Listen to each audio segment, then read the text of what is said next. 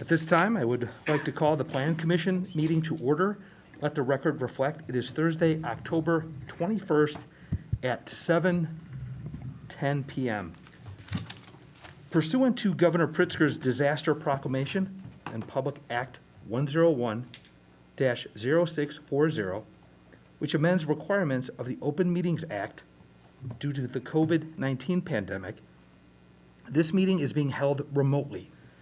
As chairman of this public body, I find that conducting this meeting in person is not practical or prudent due to a certain pre-existing condition among the members of this commission that place them at a heightened risk associated with COVID-19. All remotely attending members have checked in to ensure their audio is working.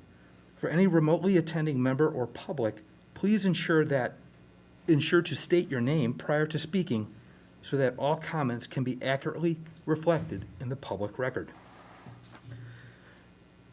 All the materials for this meeting are available on the village website, and we recommend that the members and the public follow the agenda as posted. For items with public comment, after the staff, the petitioner, and members have spoken, I will forward public comment as follows.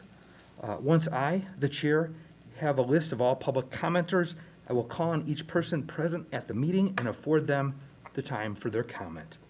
The public was also provided the opportunity to submit a request until noon today by email to clerksoffice@tinleypark.org or by placing their written request in the drop box at the Village Hall to participate publicly via a live telephone call at the relevant portion of the public meeting. Written comments will not be read aloud. And finally, each vote taken in this meeting will be conducted by a roll call vote. At this time, we will stand for the Pledge of Allegiance. I pledge allegiance to the flag of the United States of America and to the republic for which it stands, one nation, under God, indivisible, with liberty and justice for all. Okay, at this time, Lori, if you could please take the roll call.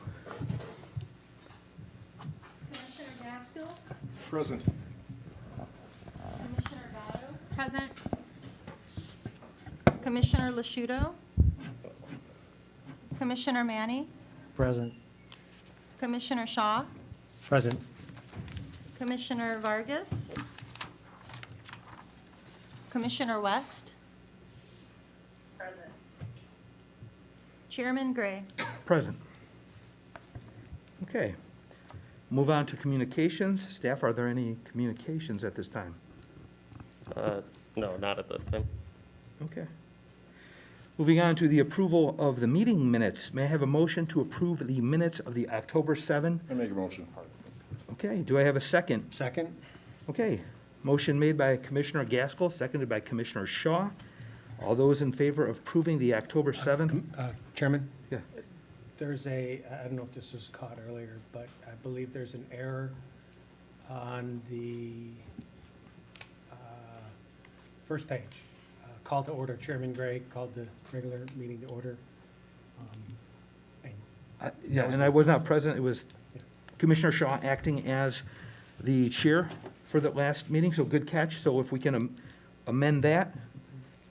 With that amendment, all those in favor of approving the October 7th, 2021 minutes, say aye. Aye. Opposed? Okay, Kayla said aye on the phone. Motion is carried.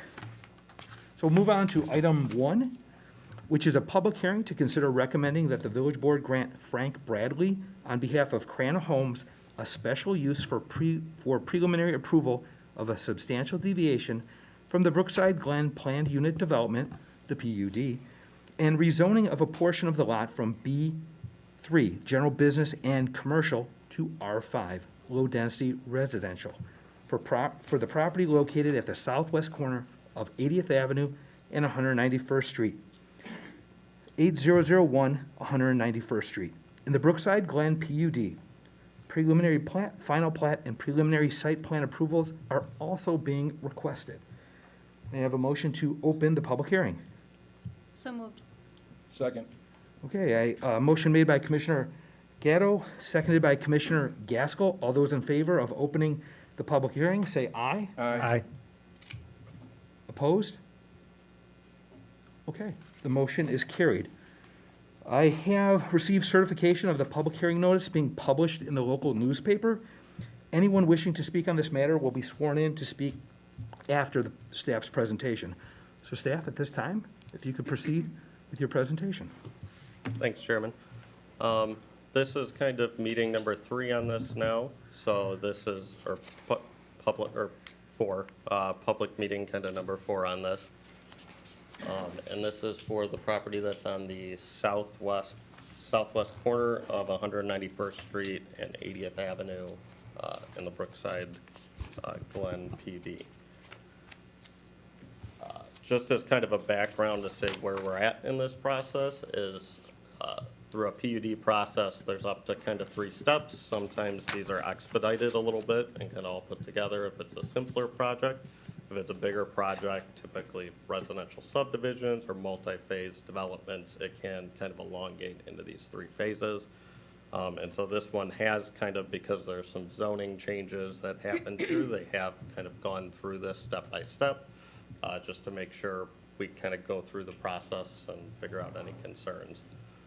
So the first step was kind of conceptual, and that happened back in November and December, and that was really no entitlement or zoning is kind of given through that process, but it's really kind of a feeler out to the Plan Commission, the Village Board, and the public to say, are these proposed changes generally in line with what you're thinking? And so we came out of that. There was some public comments there, and just kind of with the initial plan they had, they kind of went back and worked some of those concerns in, went back and got a little bit more into detail of the plan overall. So that's kind of where we're at today, and that's the preliminary PUD approval. And so that's a little bit more specific to what the underlying zoning is going to be, the general layout, the overall regulations, the lot layouts, architectural landscaping, draft covenants and restrictions.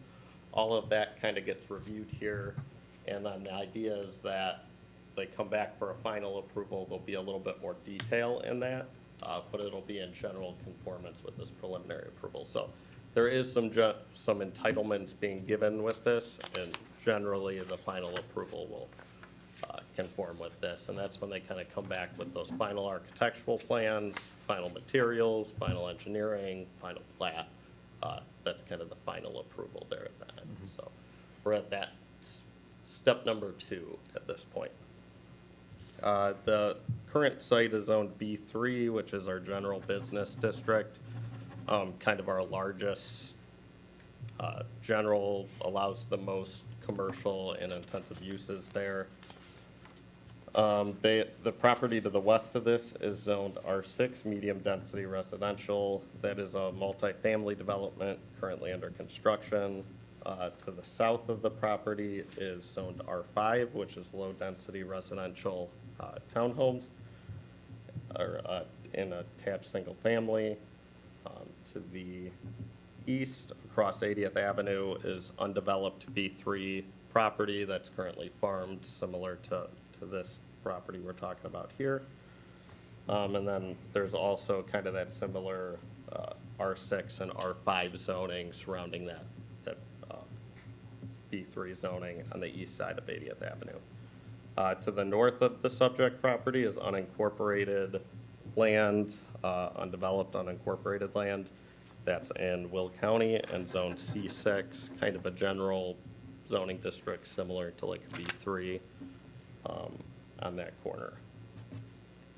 To the northeast is an undeveloped parcel that's ORI, and that's kind of the outlot parcel to the Panduit headquarters building, which is office and restricted industrial. The parcel is also developed in our urban design overlay district, and that comes up often, but it doesn't apply to residential developments or single-family residential developments. It's really got more to do with kind of walkability and kind of urban design, but that will play a part in when the commercial part of this would get developed, and they did kind of work with that concept plan to brings to light some of those concepts, even in the concept plan for that business. So they bring the businesses closer to the road, the parking lots on the sides or in the back. And then they have a connected walkway system kind of between the residential and then the commercial lots that would be there. I won't rehash the entire history of the PUDs. It's in the packets, and we've kind of gone through it 3 or so times here before, but basically this design for the Brookside Glen PUD goes back to 1990, and it's for a very large portion of kind of the Wills County side of Tinley Park at 828 acres. So that really, the initial vision was this would be kind of a centralized large commercial corridor, but and this is similar with many larger PUDs. They change over time, they change with the markets. So over time, that commercial's kind of been chipped away at. There really hasn't been a strong demand there for big box commercial. There's Brookside Marketplace down the street, and this really isn't off Harlem or the expressway, so there really hasn't been a strong demand for that type of commercial that was initially envisioned, particularly with online sales. So it has been marketed for that over the years, but there really hasn't been any strong steam on anything, despite the developer kind of marketing it for that. So over the years, that's kind of been changed specifically on that corner as to what their plan is.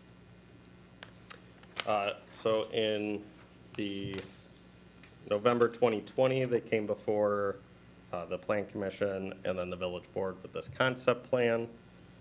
General feedback included some thoughts about looking into the access points, anti-monotony, and just overall material selection that they were doing.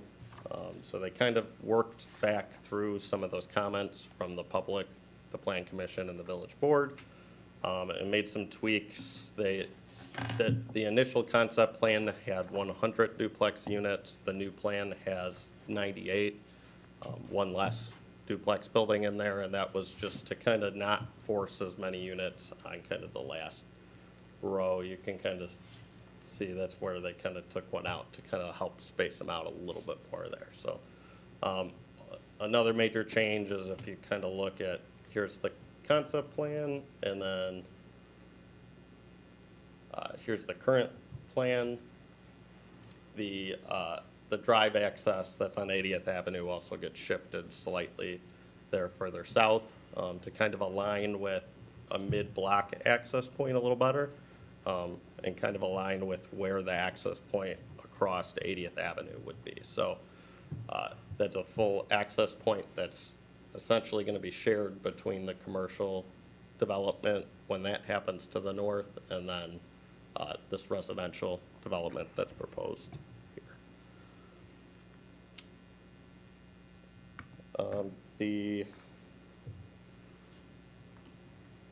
The plan still includes, so the commercial part of this is still conceptual, as I stated earlier, so that isn't moving to the preliminary stage.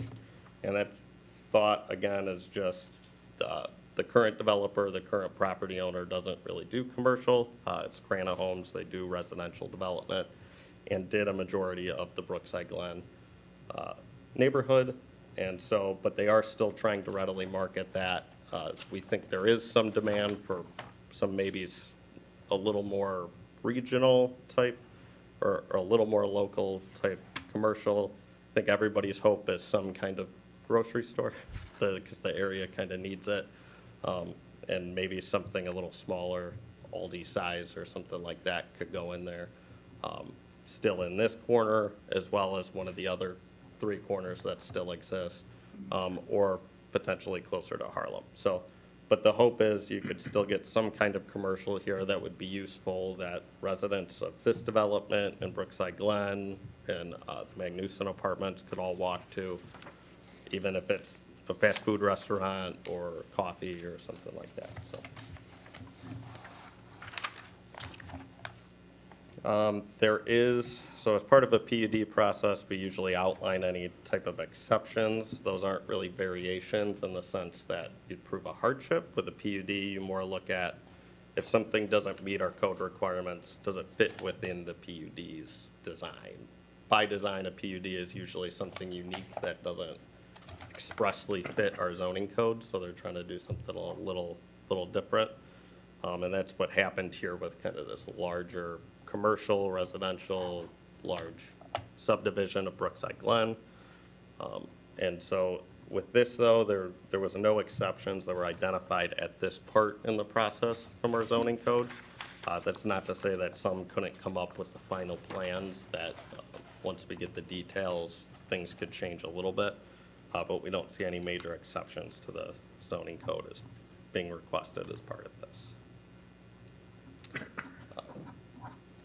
Landscaping wise, here was the concept plan through November and December's review. The current plan is a little, not colored, but it has actually added a substantial amount of landscaping into it, and is very much close to being in conformance. The main waiver that they're asking for has really got more to do with shrubs along some of the buffer yards. And some of those aren't, like the north buffer yard and then the west buffer yard along the roadways are kind of ones that would get a little lost, I think, along a roadway. You have salt tolerance issues and things like that. So they have some in there, but they didn't squeeze as many. What they did do to compensate for that was add some more kind of understory ornamental trees in this. So if you look at the landscape analysis and the staff report, you'll see they kind of have an overage of a lot of the understory trees. And we'd kind of agree those are a little easier maintenance for an association as well. So instead of replacing shrubs every 2 or 3 years, you have a tree that could live for a very long time and just maybe take some trimming once in a while. So we think that works out pretty well for their buffer yard. And this is really heavily landscaped, kind of similar to some of the other developments out there, so it'll fit right in with what's already out there. There's also kind of individual lot landscaping that they've taken, how those will kind of lay out depending on, they have a couple different models that could be combined in different ways, so they've thought through how those models will lay out in terms of landscaping. So in addition to this kind of overall landscaping, you also get, with each of these developments, some stuff closer to the foundations of these homes as well. One big discussion point at the concept review was with a tot lot park, which the developer did agree to add into the plan, as well as construct the park as part of this process. So they've been working with the Frankfurt Park District, or Frankfurt Square Park District, sorry, to fit this in there.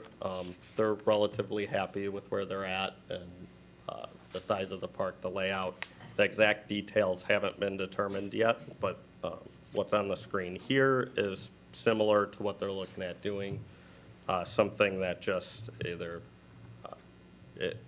this is a little bit more of an age-targeted community, so with it being one-story ranch duplexes, going to potentially the senior population, you're looking at maybe their grandkids. But since it's age targeted, you could have younger families as well in here. So this kind of fits those populations, would be a public park that even the apartments and some of the other developments around here would have. And this kind of helps fulfill, well, the overall PUD exceeded the open space requirements. They add a little bit more density here, adding residential, so this kind of helps fill that gap of adding a little bit more park space to the area. Fencing is one other issue that can't come up. The majority of this will have an open-style aluminum fence kind of around the perimeter of the development along 80th Avenue, Greenway, and Magnuson Boulevards. We'll have that kind of open style aluminum fence to kind of go with the landscaping. So you'll have the fence and then the landscaping there on the outside of it to really kind of make it look attractive there along the roadway. Along the north side of this is where we've worked with the petitioner to do a more solid fence. And the thought process behind that is, well, right now, you'll kind of look at the roadway and see a solid fence over there. When the commercial develops, you're gonna want a solid fence there. So even in the conceptual way they have it laid out, you'd have a little bit of a drive aisle connection for the commercial, so you're gonna have headlights. If there is any drive-through type uses in there, you're gonna have parking, headlights, noise.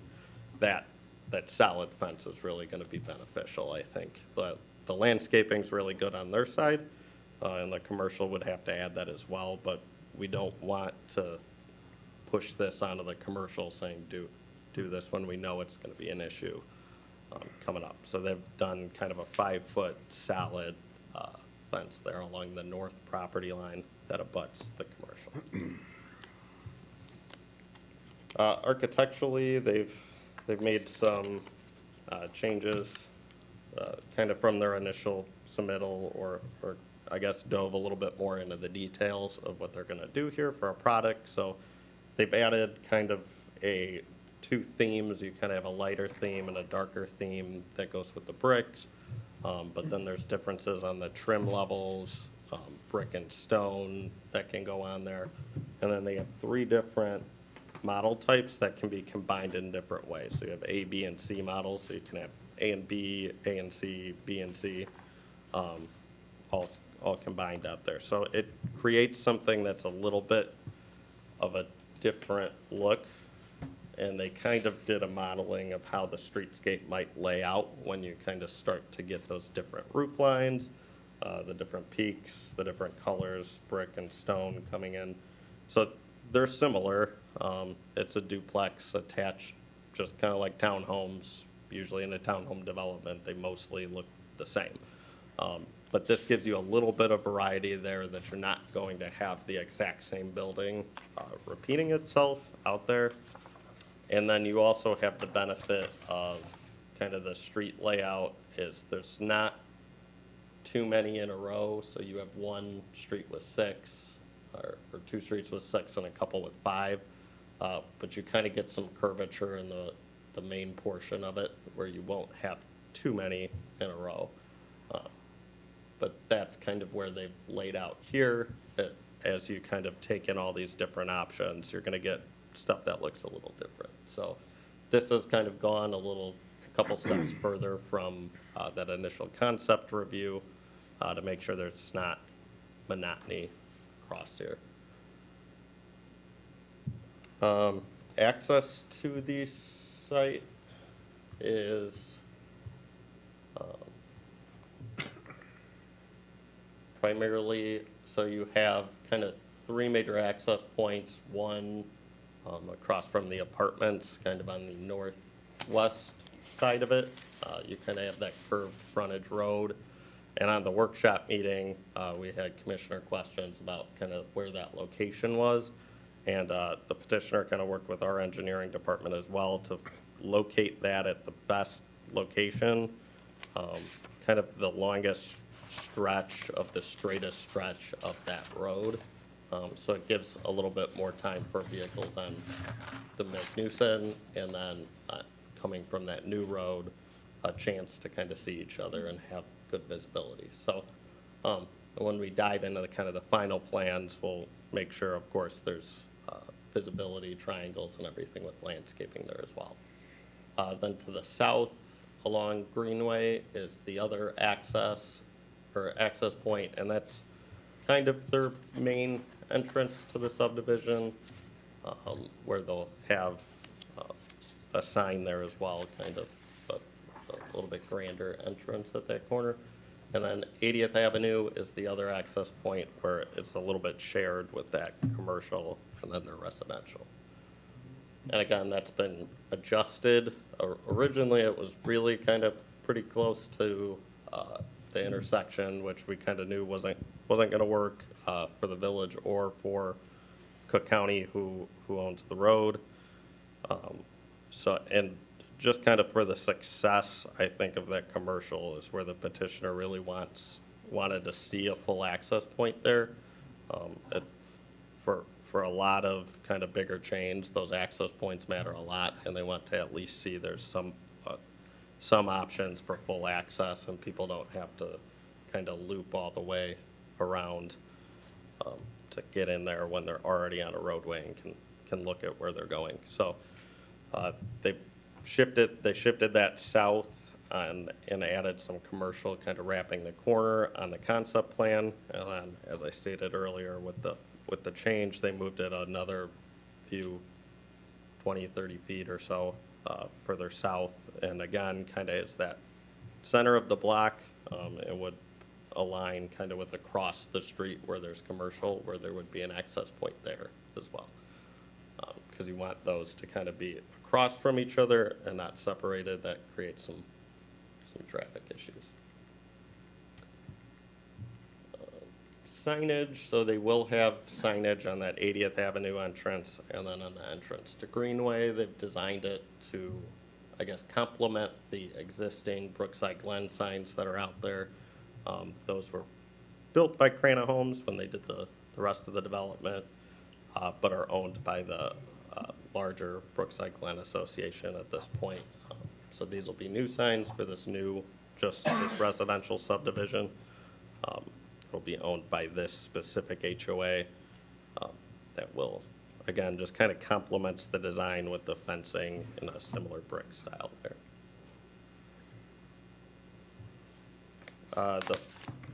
The interesting part of this that you guys won't normally have with something like this is you'll have both a final plat of subdivision and a preliminary plat of subdivision. So the final plat basically splits this lot into two, so that way we can have two separate zoning districts.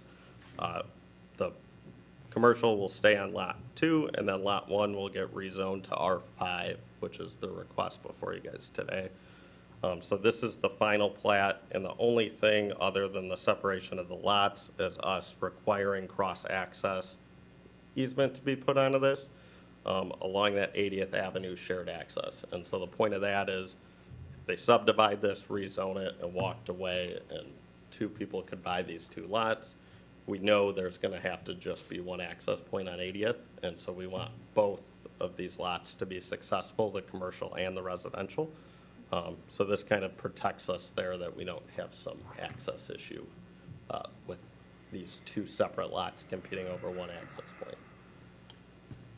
And then the preliminary plat is really more of you guys looking at this overall layout, granting some approval that this is generally what we're looking at, how to subdivide this lot. So there can be very little tweaks based on final engineering, easement, overall utility easements, the dedication of the public roads, all of the dedication of the park, all that would be part of the final plat that comes before you.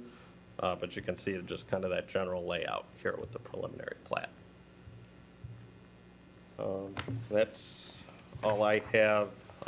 There was a public comment from Michael Stockloose, a resident, and he's here as well, that this was originally submitted, the letter as part of the conceptual plan.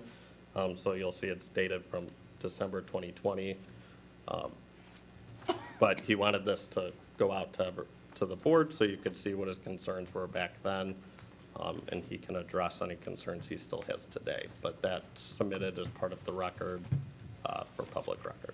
So that's all I have, so I'll give it back to you, Chairman. Okay. Thanks, Dan. Does the applicant have anything to add at this time? And I should say, one of the applicants is on the phone. Okay. And could they identify themselves if they want to speak? Yeah, sorry. Hi there, this is Mark Korinsky of HAM. I was at the last meeting. Unfortunately, I'm out of town on business and could not make tonight. Our civil engineer is in the audience. So between the two of us, hopefully we can answer any questions. But we have nothing to add. We, have appreciated the hard effort the staff's done and worked with us through these issues and are here before you tonight with the plan for your consideration. Okay, thank you, Mark. We appreciate it. And I'll invite the engineer. Do you want to speak? So I'm Tedder Gilio, I'm the project engineer for here, I don't know if you're engineer. Okay. And if they do say something, we can swear them in if they're responding to it. Absolutely, absolutely. At this time, I will ask our commissioners if they have any comments, beginning with Commissioner Gatto. Nothing further. Okay. Commissioner Gaskell. Nothing from me. Okay. Commissioner Manny. No comment. Commissioner Shaw. No, we went through a lot of stuff at the last meeting, and I appreciate the detail and the diligence on all the answers. As Dan mentioned, there was public comment from Michael Stockloose. I had a comment on some of his stuff, but if you want to just cover that. Well, I was going to say if we'll give Mr. Stockloose a chance to talk and verbalize this, and then we can, He's here. yes. So, okay, we'll. No further Yeah, comments. we'll get to those. Commissioner West on the phone, any comments? Nothing else, thank you. Okay. I have just one comment on the plan you show here, actually, the preliminary PUD plan. My understanding is, through the staff report was, and from what you just said, is that the north line will be, closed, right? The closed picket fence? And I'm assuming that would cover the northeast as well. But when I look on that preliminary PUD plan, that northeast, it says right by that, looks like parking lot for the daycare, it says open picket fence versus closed in the staff report. I just want to make sure that the plans, as you were saying, that is an important point, like you want to shroud that from the street, and then absolutely, for future residents, you want to shroud that from the commercial. I'm assuming that would include the daycare as well. I know it was written as the north line, but is that just a typo, a mistake, or? Yeah, I think it's supposed to wrap that corner, so I can leave that up to them to confirm. I'll speak on behalf of the project. The intent was that it would be from that northeast corner, or northwest corner, I'm sorry, go to the east on that 45-degree angle and south to also assist in that area. So you're exactly right, Commissioner. Okay, yeah, so that is a typo that should be corrected then, according to Mike, that is supposed to be closed. And that's what you guys have in the staff report on page, I believe, page 8 of 25. You say solid picket fence on that north line. Okay, so it's clarified, but it just, so it's on record that that does get changed in the preliminary plan. I know it's preliminary, so it's a little fluid.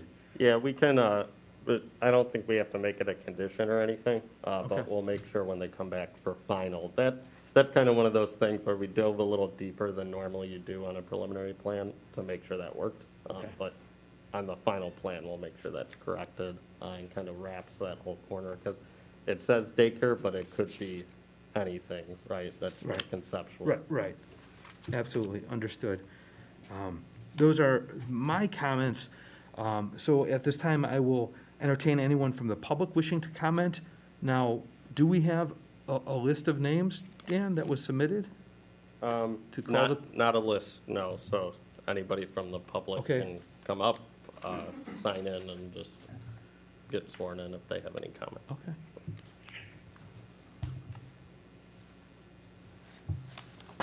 And just please, yes, write down your name, identify yourself, and then I will swear you in, sir. This is old school.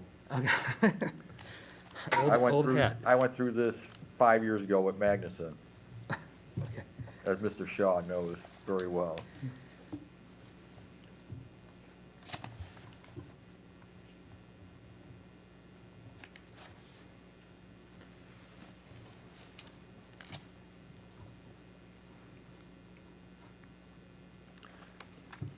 And I'm Michael Stockloose, right? Correct. Okay, so, Michael, do you swear or affirm that the evidence you are about to give will be the truth, the whole truth, and nothing but the truth?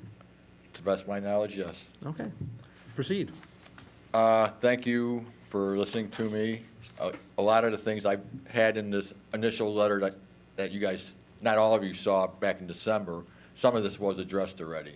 They're not gonna make it a cookie cutter, or they're gonna change the colors, so it's not all the same brick, not all the same siding, so I appreciate that part of it. So the only thing, this PUD was initiated over 30 years ago. Back then, families only had one car. So any traffic study that was done 30 years ago is outdated. When you're going to add 200 vehicles to this project, close to 300 vehicles to the apartments, plus the vehicles we have at the townhouses, you know, a new traffic study should be done, especially for us that live in the townhouses, because right now it's a hassle getting out onto 80th Avenue during rush hour. You add all these extra cars, even though there's more access points, and now we can get out on Magnuson, so it's not as bad as it used to be. There's times I spend 5 minutes on Greenway trying to make a left-hand turn onto 80th Avenue during rush hour. You get 5 or 6 cars in line, you're waiting for people just to pull out and crash, boom, bam, you're going to have a major accident. So a traffic study should be done, or a new one, to sort of correlate with the times now, because this commercial project, what was supposed to be commercial, now it's going to be residential, where the commercial project wouldn't have had access points on Greenway or Magnuson more than likely.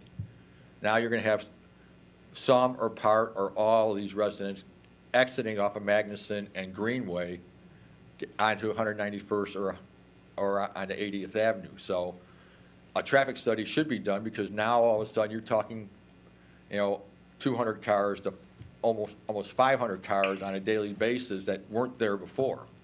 Plus you're going to have 191st and 80th Avenue, that's going to be a major reconstruction coming up. You're going to have 4 lanes merging down to 2 somewhere around Greenway. I don't know exactly where it is because I haven't seen the plans yet, but you're going to have all those cars speeding through the intersection at 40, I believe the speed limit is 45 right there. So you're going to have people trying to get in and out of there. So in that sense, the entrance to the commercial part should have a dedicated right turn lane just for that. As long as they're doing a reconstruction of the intersection, they could easily put that turn lane in there, because people are going to be trying to merge left there. They're not going to be paying attention to the cars in front of them that may be turning into, you know, the duplexes. So as long as they're going to be reconstructing the intersection at, you know, in the next couple of years, why not do it with this, you know, at the time?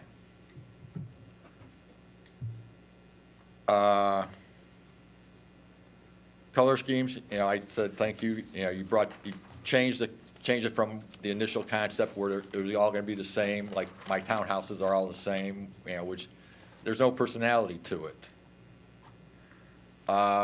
Couple things on Greenway and Magnuson where the entrances and exits out of it is. One of them is going to be right at Enclave and Greenway. That's a divided highway there, 4 lanes on Greenway right there.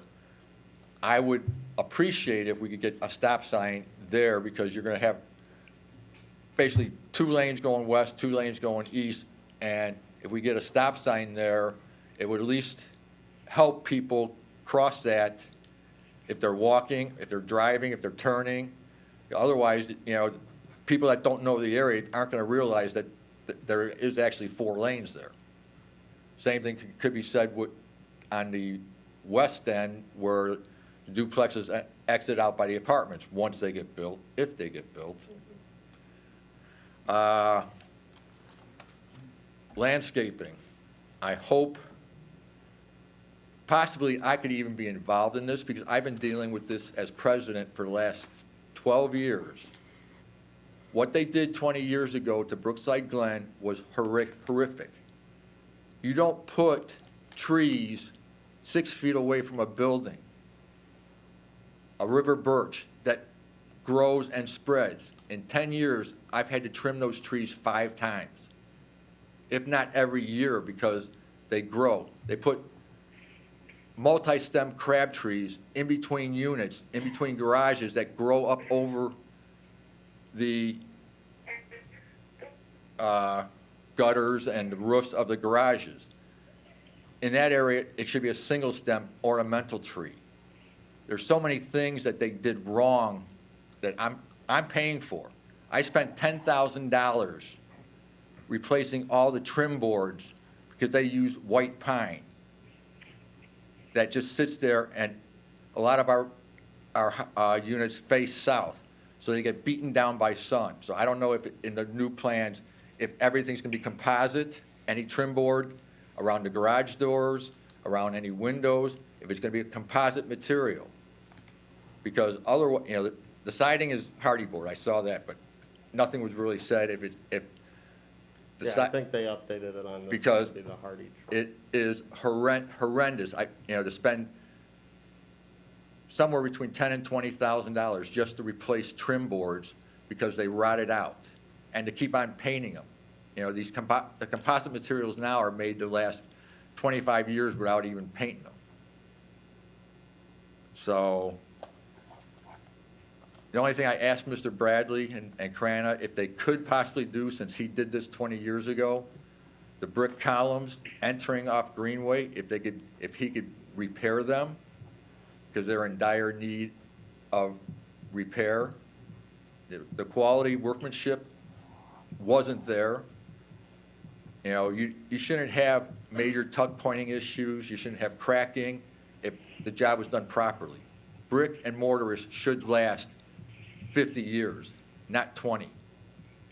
And if you go out there and look at the columns, you know, right off 80th Avenue there, you'll see major defects. You know, cracking, chip, tuck pointing. You know, he's gonna be part of our subdivision now, so, and at least, you know, instead of having the homeowners association have to pay for it, as a nice gesture of goodwill, if he could possibly address those issues. Thank you.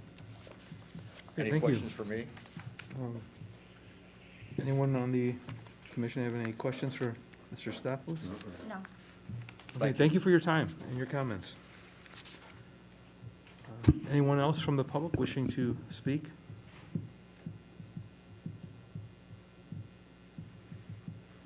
Okay, does the petitioner on the phone or in the room here, the petitioner's rep, have anything to further comment?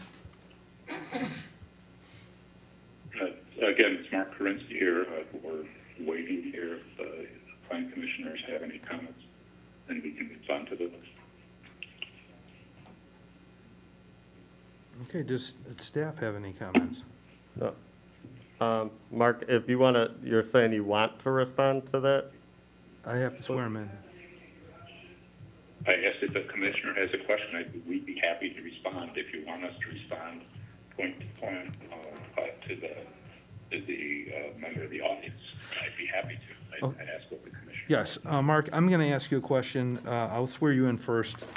Do you promise to, or swear or affirm that the evidence you are about to give will be the truth, the whole truth, and nothing but the truth? I do. Okay, I just want clarification on the traffic study. It was brought up that perhaps the 80th Avenue reconstruction was not considered into a traffic study. Is that? No, if I can elaborate on 80th Avenue, we were in concept review back with you a year ago, and since that time, we've had extensive conversations and dialogue with your planning department, with your engineer, with the village engineer, about the best way to approach 80th Avenue, because it's in all of our best interest to make that intersection work. Because not only, as the village engineer brought up, not only is it for the access and to make this retail viable, but the east side of this, that southeast corner, is also zoned retail. So the community was looking holistically, not just access to here, but how do you have access to the B3 that's across the street to the east? We moved the access point from the concept review south, so it's now midway between Greenway and 191st. The idea is trying to figure out the best way to create this point, because if we don't have access, then the idea of getting retail there is really challenging it. We all know retail's challenged now because of Amazon and the other, drive and self-delivery. So if we're trying to, for everybody's interest,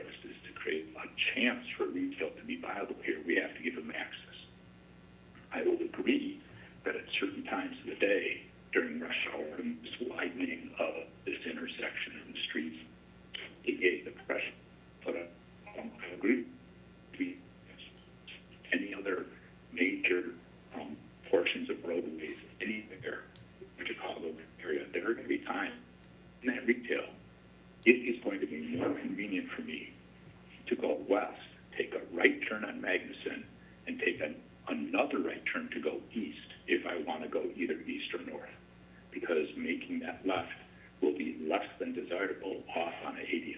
That being said, if we don't provide the access, then we're really challenging, because retailers look for visibility and access, and you've got to give them, especially on those non-travel times, the ability for people to come. So this isn't something that we just drew and said, deal with it. We worked real hard, staff, civil engineers and all that, and there have been conversations with Cook County trying to find the best way to approach this, not only for this piece here, but for the piece across the street. Okay, thank you, Mark. I just want a follow-up question on the, in terms of that divided highway off of Greenway Boulevard, where you do have that, entrance / exit into the villas. Did you guys look at potentially putting like, well,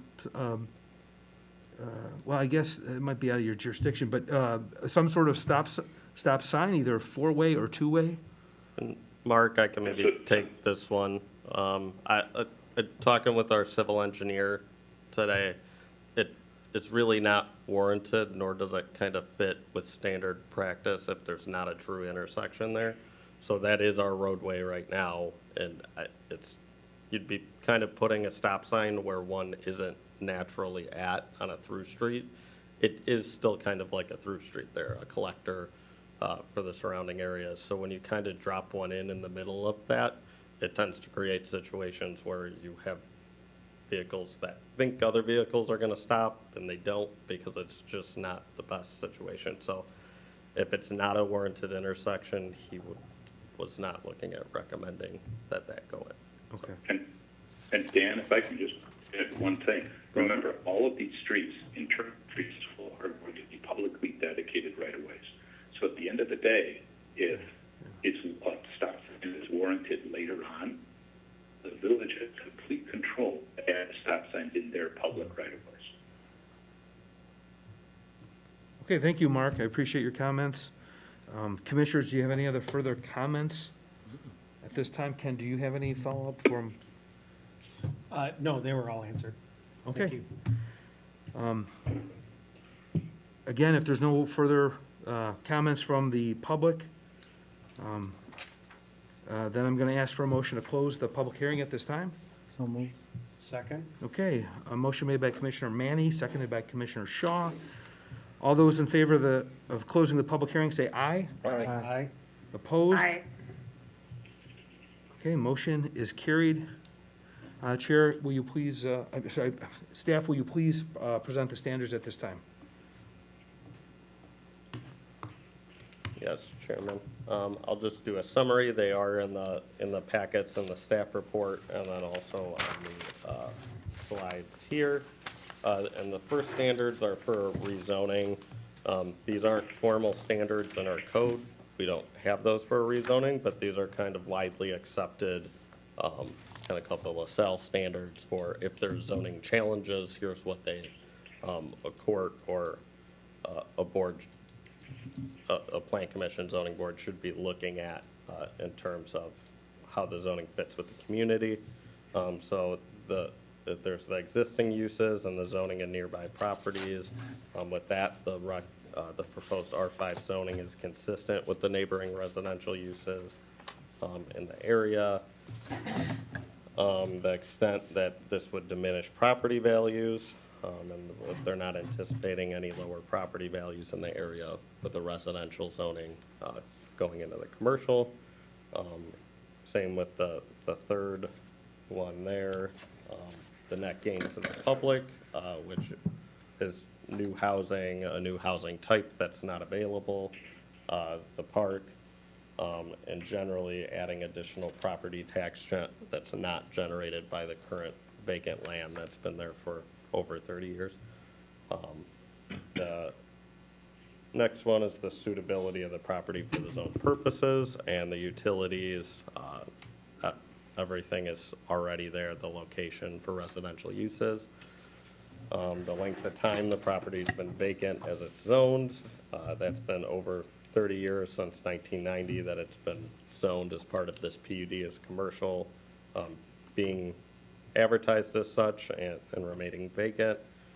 The public need for the proposed use, which is really the strong demand for additional housing and different housing types available and usable for seniors as well as other empty nesters and young families. And then the thoroughness of which was planned and zoned. Originally, this was big box commercial, but PUDs kind of change over time with the market often. So residential kind of being more the commonplace now. Standards for a special use, which is related to the PUD and the substantial deviation. These just in general, that there's no danger to the public with duplex housing, that there's existing utilities that are out there, that residential housing surrounds this proposed residential development, and is less intense than your typical big box heavy commercial retail that was proposed there previously. That there's adequate roadways and utilities and drainage existing to support this proposed use, that the ingress and egress routes have been reviewed by the village engineer and are in their best placement for the site, that the buildings will comply in the development, otherwise will comply with all other code requirements in the village, and that this will generally help support the economic development in the community as a whole by developing vacant land and helping add additional residents to support surrounding existing business as well as potential future business. Then there are the standards for a planned unit development. And these are not ones that you have to have findings for, but they're basically specific standards, similar to the site plan standards that would say these have all just been met. So they don't need specific findings, but are still standards you guys review with these. So that's it. Okay, thank you, Dan. At this time, I have a motion, motion number 1 regarding the map amendment / rezoning. Take that one, Mr. Chairman. I'd like to make a motion to recommend that the village board grant the petitioner. Let me pause for a second. Dan, are these the same in the report as what's on the screen? Yes. Right, Yep. because I was reading from the report, sorry. Both the same.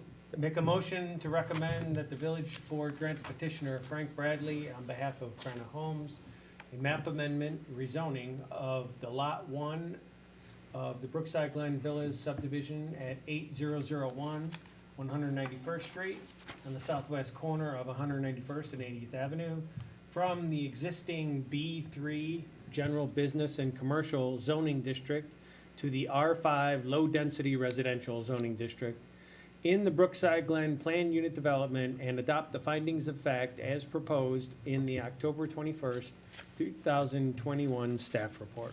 Do I have a second? Second. Okay, motion made by Commissioner Shaw, seconded by Commissioner Gaskell. Lori may have a roll call at this time.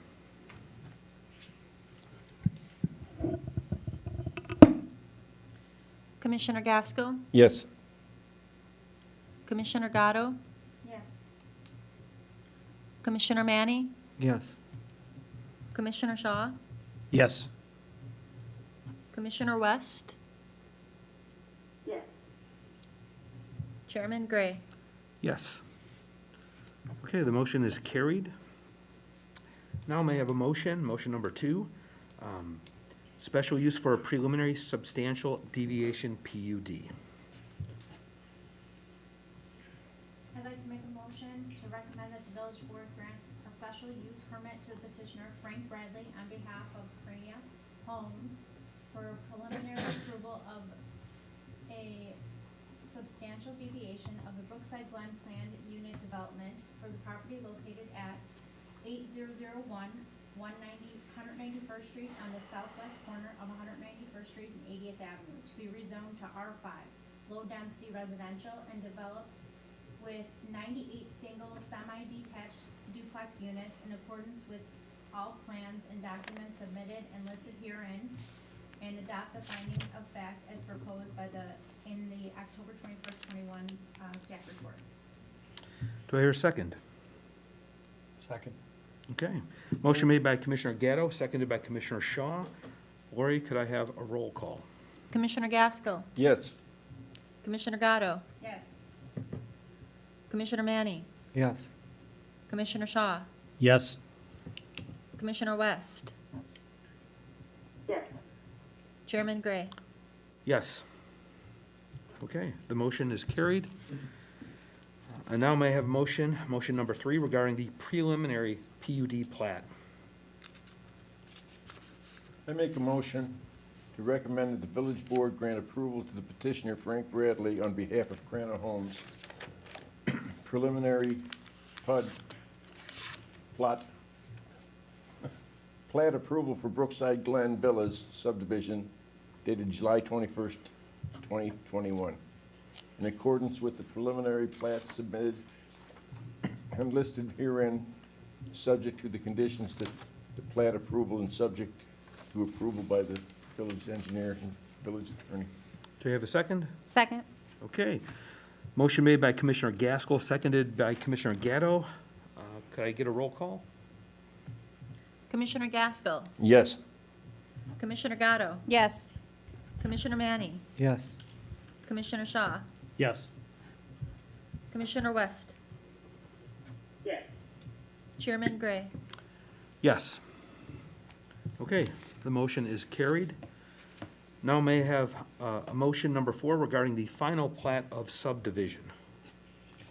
I make a motion to recommend that the village board grant approval to the petitioner Frank Bradley on behalf of Crana Homes, final plat of subdivision approval for Brookside Glen Villa subdivision in accordance with the final plat dated September 30th, 2021, submitted and listed herein, subject to the condition that the final plat approval is subject to final approval by the village engineer and village attorney.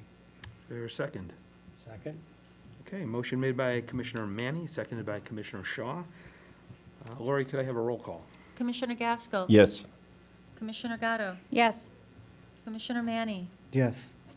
Commissioner Shaw, Yes. Commissioner West. Yes. Chairman Gray. Yes. Okay, the motion is carried.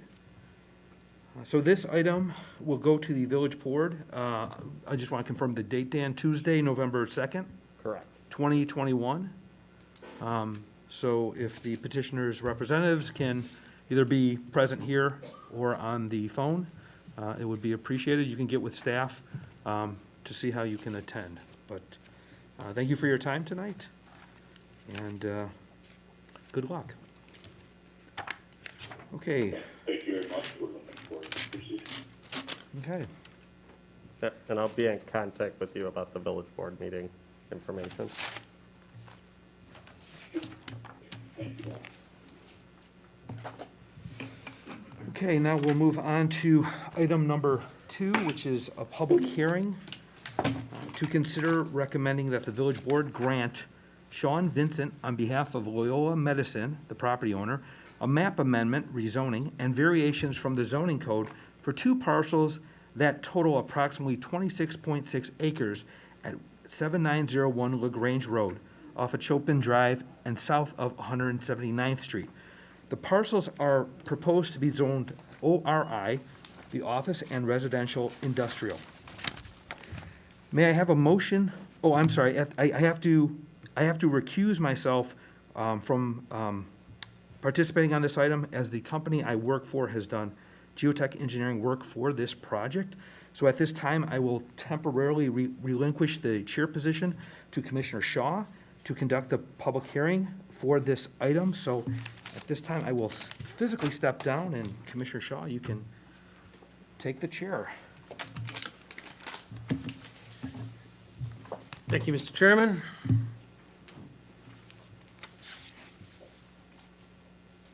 At this time, could I have a motion to open the public hearing? Make a motion. Second. Motion Commissioner Gaskell, second Commissioner Manny. All in favor, say aye. Aye.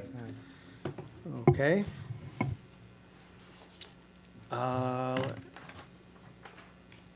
I believe there was a notice of public hearing.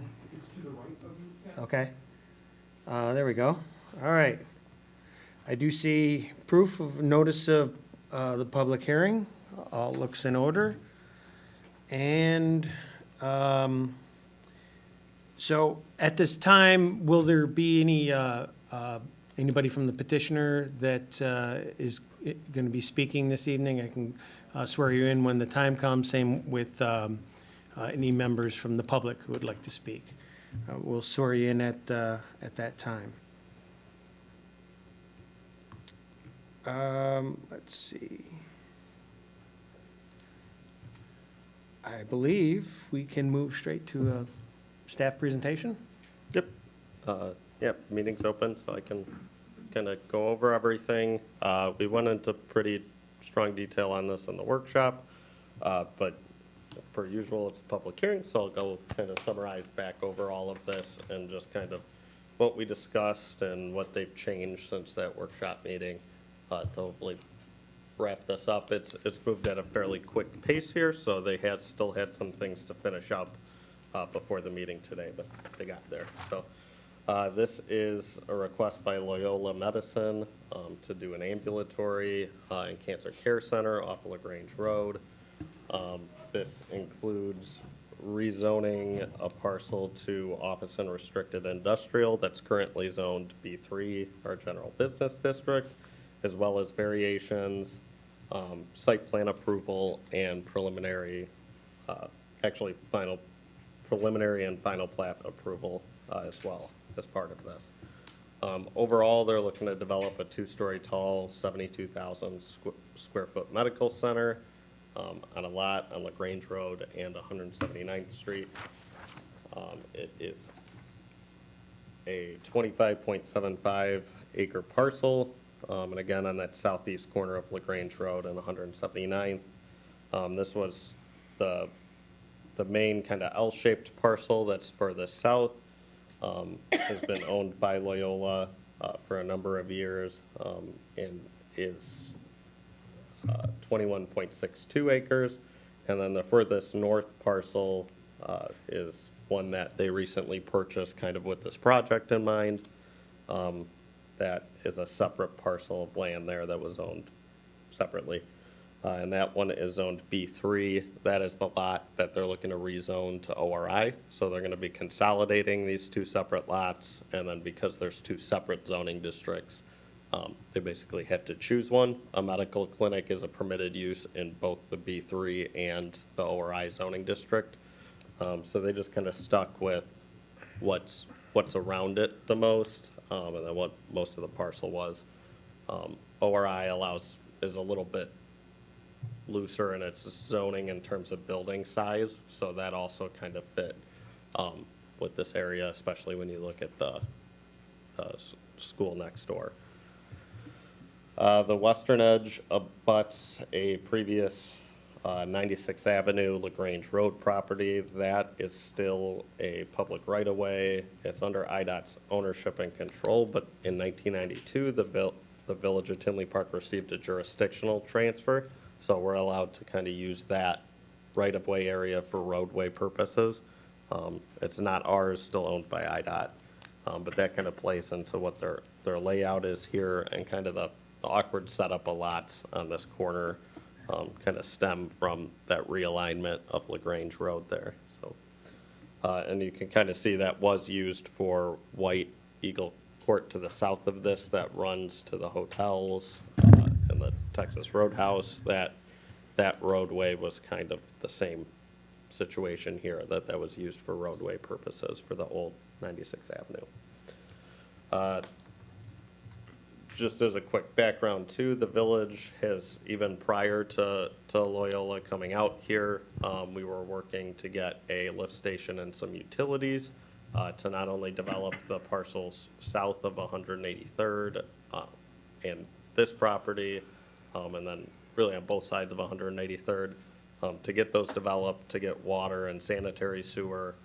To get sewer is particularly difficult because we need a lift station out in this area to make that work. So we were working with Loyola actually prior to this project to get an easement to get that lift station in there. So that's been kind of being worked on separately, but Loyola's kind of been partnering with us this whole time to keep that moving. It not only benefits some of their site and the property they're gonna have, but benefits the village as a whole, because that whole area to the south of this can now be developed, where it was really a struggle to make the utilities work out there before, so. From a zoning standpoint, again, the nearby area is kind of a mix of the B3 and ORI commercial zoning districts. There's several businesses and kind of strip centers, standalone commercial to the north of this. To the east of this is the ORI zoned Moraine Valley Community College that was built in 2008. And then to the west of this is B3. There's that right-of-way, as well as on the other side of LaGrange Road is Advocate Medical Group, kind of a similar style, similar size even, medical clinic facility there.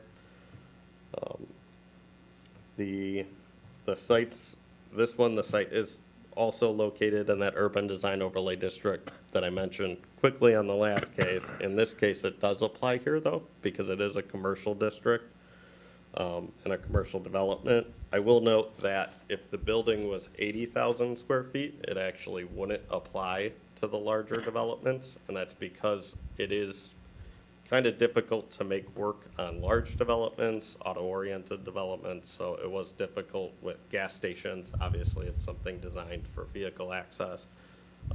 But even in the code, it kind of noted and knew that with larger scale developments, it didn't really work. So this one's just a hair under that 80,000 square foot limit that was in there, so it does apply. And there's some variances that'll go forward as part of that as well. And that's, again, the kind of promoting a walkability, reduce setbacks, and they have still tried to meet the intent of that code by orienting the building kind of towards a roadway, towards a property line, having really interconnected walkway systems throughout the property to kind of tie into the surrounding area as well. The petitioner, again, so the use is going to be an ambulatory medical clinic that'll have primary care, or a number of different medical specialties within the building. There'll also be a cancer care center there. There's no overnight patients on this, so it's really just a medical clinic, very similar to the other Advocate Medical Clinic, DuPage Medical, and Alpha Med medical clinics that we have in town, kind of on this LaGrange corridor, with really no kind of overnight stays, but a variety of other medical uses within it. And again, kind of goes with that LaGrange corridor. This location, I think Loyola picked it. One, they already kind of own some of the land, and there's some benefit in that. And then also the access to I-80, the regional access that this really allows on LaGrange Road. Benefits them as well. So.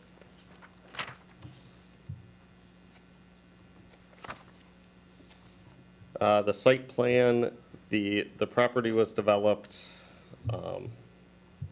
with the medical campus building being perpendicular to 179th and kind of fronting its main frontage of that building towards LaGrange Road, and that's really due to that's where the majority of their customers or their patients are going to come from is LaGrange Road, whether they're coming from the surrounding area or I-80. That'll be their entrance point. But the main entrance is going to be off Chopin Drive, which is kind of the roadway that will split this site and then the Moraine Valley site. That's really their main functional entrance. They have proposed trying to get potentially a right-in to this site off of 179th Street, as well as a right-in, right-out access point that you can see conceptually on these plans. off of LaGrange Road. LaGrange Road is an IDOT road, so they'll have jurisdiction to review that access point and any of their standards. And 179th Street is Cook County Department of Transportation jurisdiction. So they'll be, whether they can get those access points or not, and how they'll have to be designed, those jurisdictions will have control. So we did add a condition to this, just kind of clarifying that those organizations have kind of control over it. It has been designed, though, that if they can't get access off of LaGrange or 179th, this still works. You still have access off of Chopin Drive that can kind of feed this overall area. So there is two, and those are kind of the two entries that are facing east there. They have planned some kind of different gardens and sitting areas throughout the site, so particularly with the Cancer Treatment Center, as well as some other uses they may have in this facility. They're kind of, occasionally there's long treatments, so they kind of need those areas where someone could go get fresh air and take a break and before they come back in and they do more work. So they've kind of planned for that to be kind of nice areas that you can kind of sit outside or look out from your room and see some nice landscaping and sitting areas. To the west side of this building is there's an employee entry, loading area, break area, and then some loading decks as well. So they've introduced kind of not only with landscaping, but a screen wall and a canopy that will kind of make that area look a little bit more like an entrance and a nice area because that fronts LaGrange Road. So the main entrance for the customers are to the east, kind of where most of the parking is at, and then to the west is that kind of enclosure area and employee area.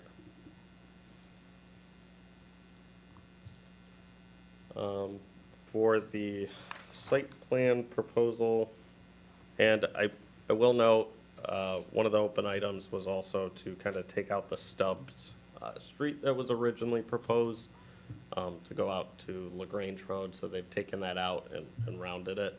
If they get the access point, then they can add it in there, but we don't want to set up a situation not knowing if IDOT will approve that. If they do approve it, before they start constructing this, we can then just approve plans with that connection. And then same kind of goes with the 179th Street portion, so you can kind of see where that would connect up there. They've kind of left it open so they don't have to remove trees and landscaping that would otherwise kind of be in the way of where those access points are at, though.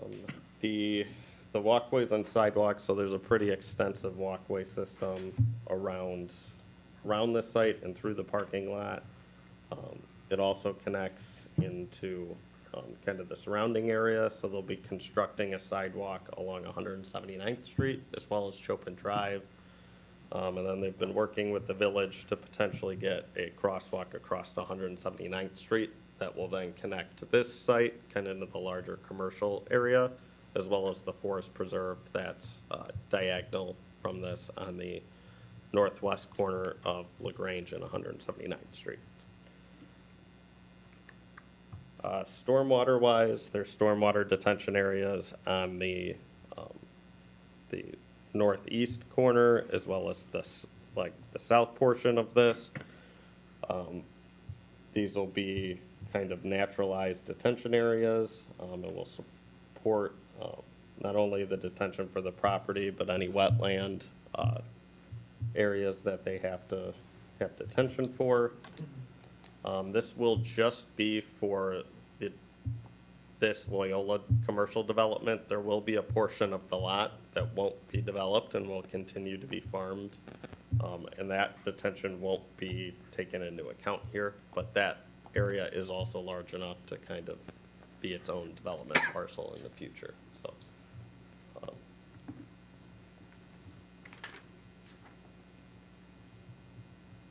There is some kind of setbacks and site layout concerns here, and as well as some variations that they're requesting. particularly with the urban design overlay district with the building and the parking. I won't go through them all, but basically they have 3 front yards here since they have LaGrange, 179th Street, and Chopin. So the way the urban design district lays out is you would have the building fronting all of those streets, apparently.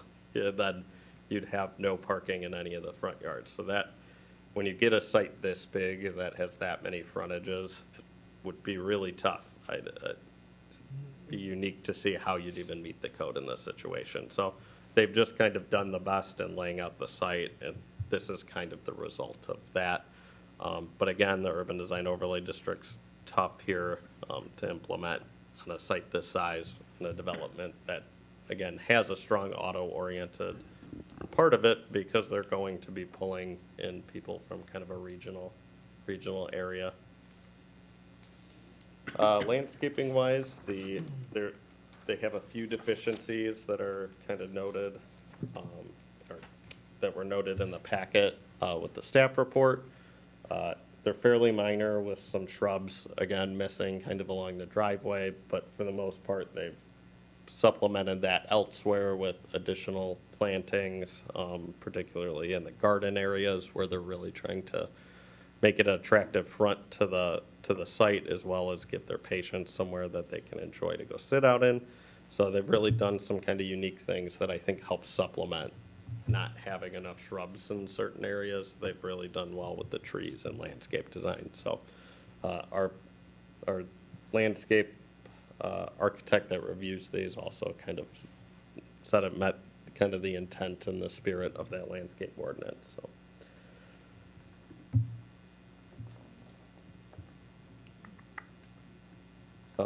Engineering and utilities was an open item, so we've added, there's always a little bit more engineering to go, so we have our generic kind of engineering condition as well. Architecturally, we kind of went through a number of steps here. This was kind of a big point before it got to you guys, and this kind of shows you the transition of where we went from an all precast building with glass, and they've worked with us to kind of meet the spirit again of the brick and masonry requirements and come up with an attractive building. It uses a lot of glass, has face brick, does have precast panels and metal panels as well, but gives it kind of a modern look and then kind of fits Loyola's, the design they're kind of trying to go for within their buildings and their site, so kind of their prototypical. So we've spent some time on this at the workshop meeting, but I think overall the Plan Commission liked the design and where it was going, not trying to meet that percentage to a T, which might actually make it look a little more harsh or awkward if you try and force some more brick into that overall design.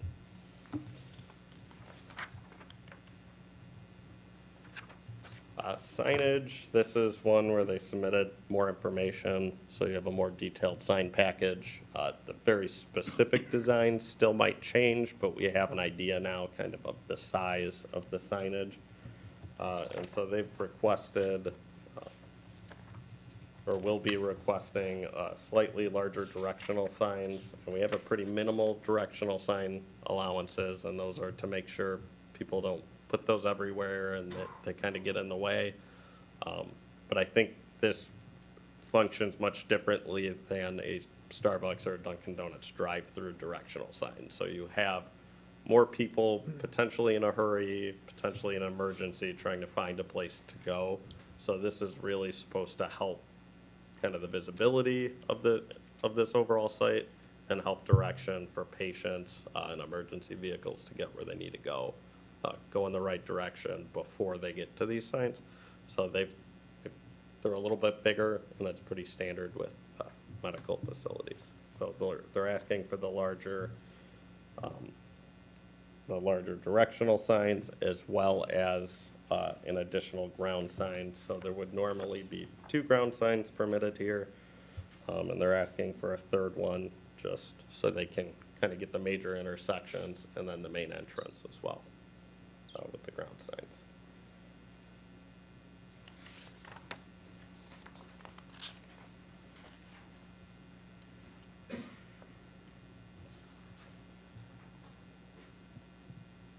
and wall signs as well. So wall signs, they'll have some additional wall signage there with the 2 signs on the east side. One that'll be cancer care and one kind of more for the traditional service ambulatory entrance.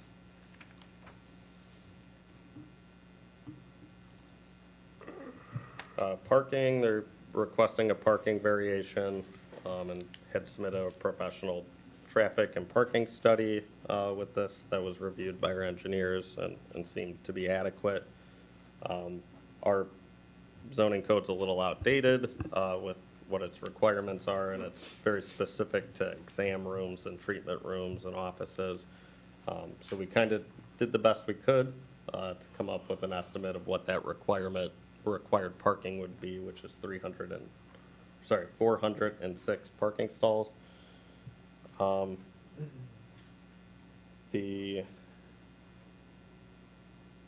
The proposal here has 330 parking stalls.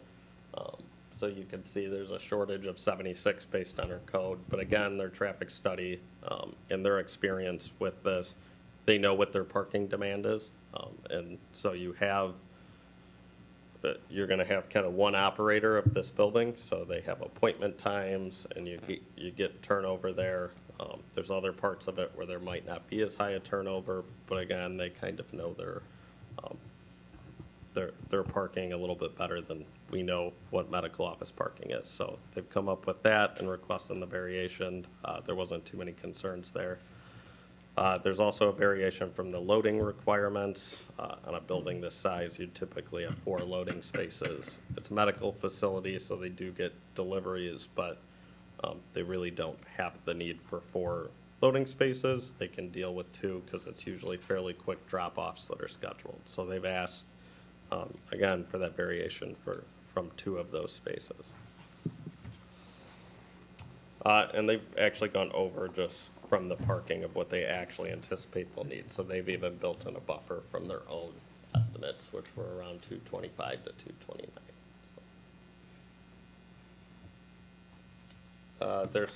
So with the approvals that are before you today, there's the rezoning of the parcel from B3 to ORI zoning. Then you have the variations. So you have a few variations under the urban design overlay district. There's the setbacks for the parking in the building.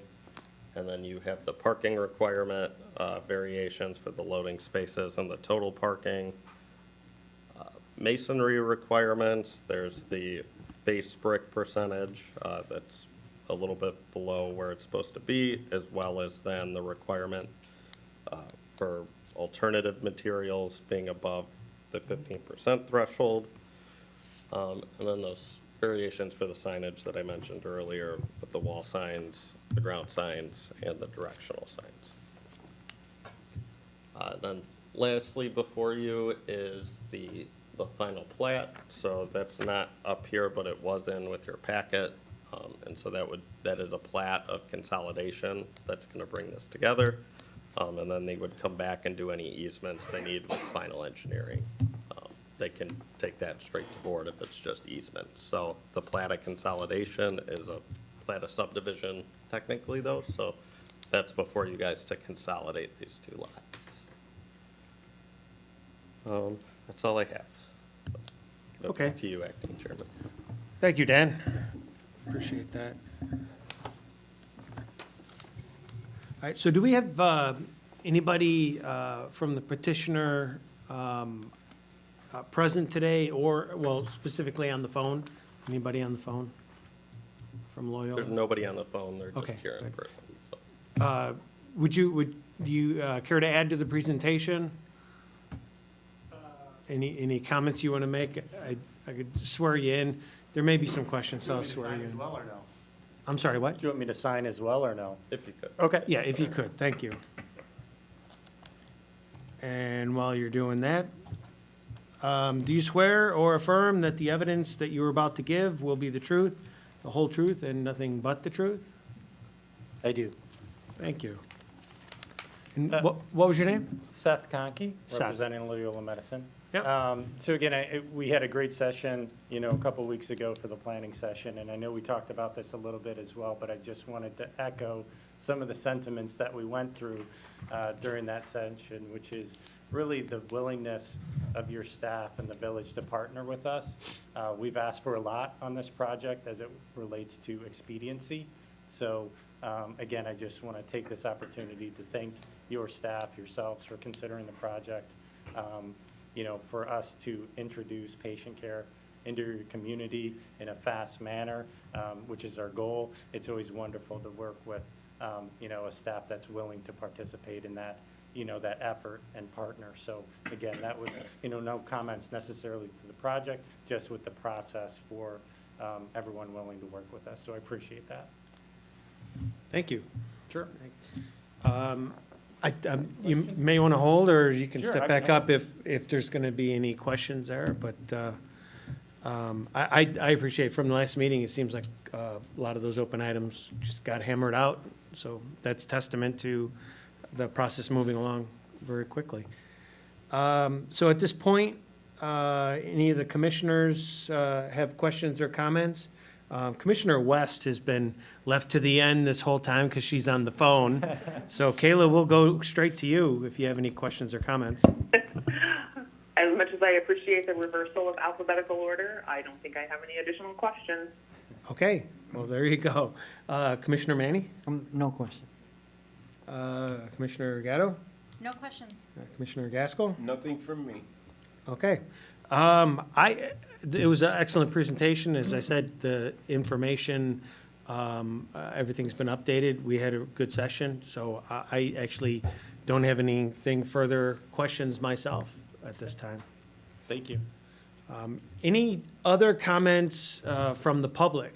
Anybody from the public wish to speak? Good evening. If you'd like to step up and just go ahead and, because it's a public hearing, we are asking that you sign your name, and if you could tell us your name. Okay, I will. My name is Ava Brescia, and I am a resident of Chestnut Ridge Development, which is right off 94th Avenue. Okay, Okay. I would need to swear you in. Okay, All right, so do you swear or affirm that the evidence that you're about to give is the truth, the whole truth, and nothing but the truth? yes. Okay, now you're all set. Dan, can you go back to, I think it was one of the first pictures where it shows like yes, that one. Okay, I just want to understand.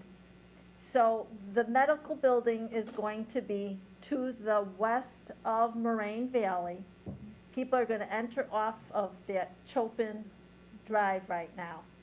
But part of Loyola is going to also be behind Moraine Valley, correct? No. The way that red, the Loyola, see how it looks like an L here?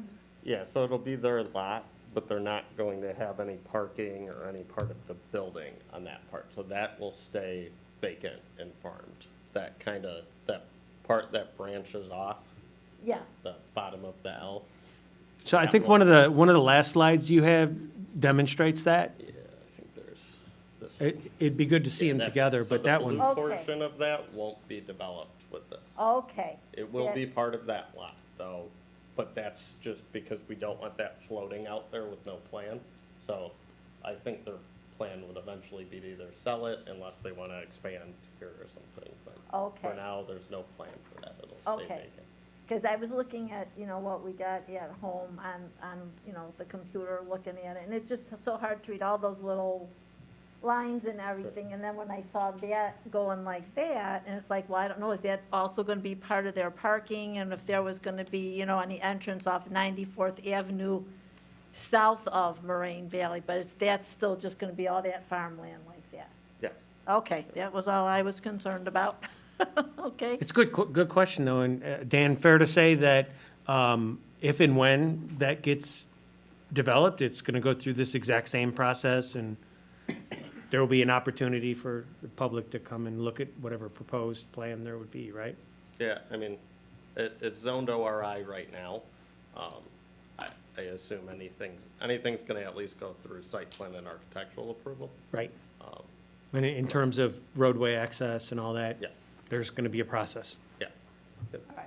So right now, at this portion, it's just gonna be kind of end where Moraine Valley is, where there's, and Yep, that's, yeah. it ends where Chopin Drive ends. Ends, now. okay, because we drove through there just to see, and you could see, the road ends, and so it was like, okay, are they gonna keep going, how far? And then when you see that, that's what was the concern, so, And our hope is with the utilities, something eventually gets developed there. We'd like to see something developed, but we don't have anything there okay, proposed currently. all right, very good, thank you.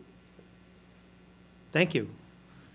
Anybody else? Yes, please, step up. Same process. Well, I would have liked to expand a little bit on your question. I too am a resident of Chestnut. Oh, sure. Go ahead and sign in, and when you get done, you could state your name, and then we'll swear you in.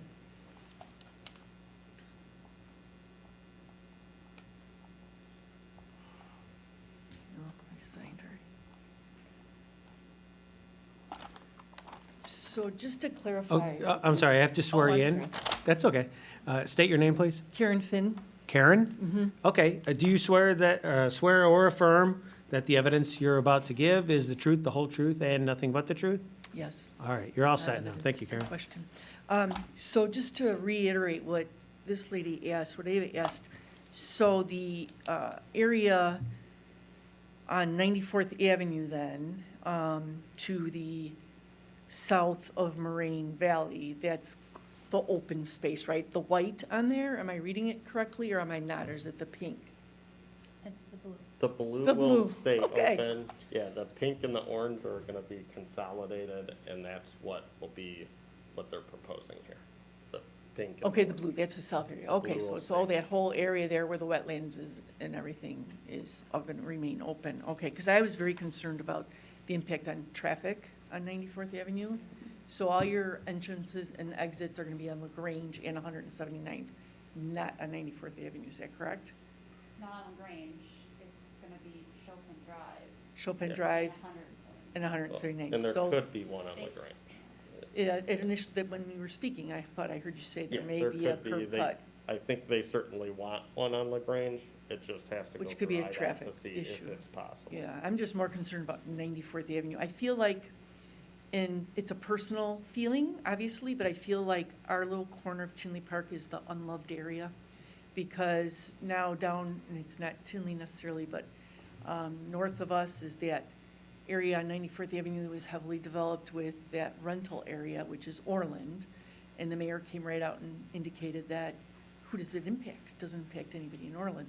Well, it impacts all of us that live Chestnut Ridge, specifically people on 94th Avenue.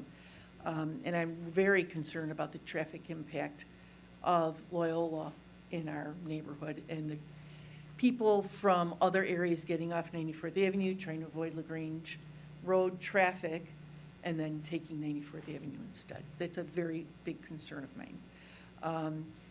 In addition to that, and my neighbors here too, I see, they're heavily building on my street. My street is right off of 94th Avenue, also named as 94th Avenue.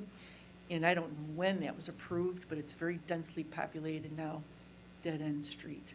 Poor planning, don't know how it got passed, it was before my day, but I'm very disillusioned and very sad about this happening at my house, right outside my front door. It was supposed to be, it was what I was told when I bought, and I thought I did due diligence, that the plan was going to conform with the rest of the subdivision, and it does not. It's very dense, they're building 10 new units, townhome units on an easement, an egress easement road that's 31 feet wide, I'm told, I didn't measure it, and only one, they're not putting in another curb cut, and there's only one entrance in and out of my street. So it's going to be nothing but driveways and cars and a dead end. It's a nightmare. It's brought me to tears literally. And I feel like we're the little lost stepchild. I really just feel like it's overlooked and not really cared about like the mayor in Orland felt about their little outside area of Tinley Park. And I needed to speak my mind because it's very upsetting. If If I wanted to live in the city, I would have moved to the city, and I'm gonna now have a home 26 feet brick to brick from my front door, when I was told it was gonna conform with the rest of the subdivision, and it clearly does not. I don't know if any of you have a comment, but I'm very disillusioned. Yeah, I guess with it not associating with this project, well, we can certainly talk about it. Well, I just was so Yeah, concerned this so would with the- further impact it, you know? Sure. But I would like to have a conversation with you about it, Sure. just to kind of Yeah, preserve. I think it predates most of us here, but we can certainly talk about what that approval was when it happened. Yeah, I was kind If of there's shamed, anything. well, you should have done your due diligence. I won't go into how I did do my due diligence, but I thought I did. Sure. So we can, with that being a little separate from this, I'd be It is glad to separate. I'd be glad to talk to you about it though. Thank you, I Yep. appreciate it.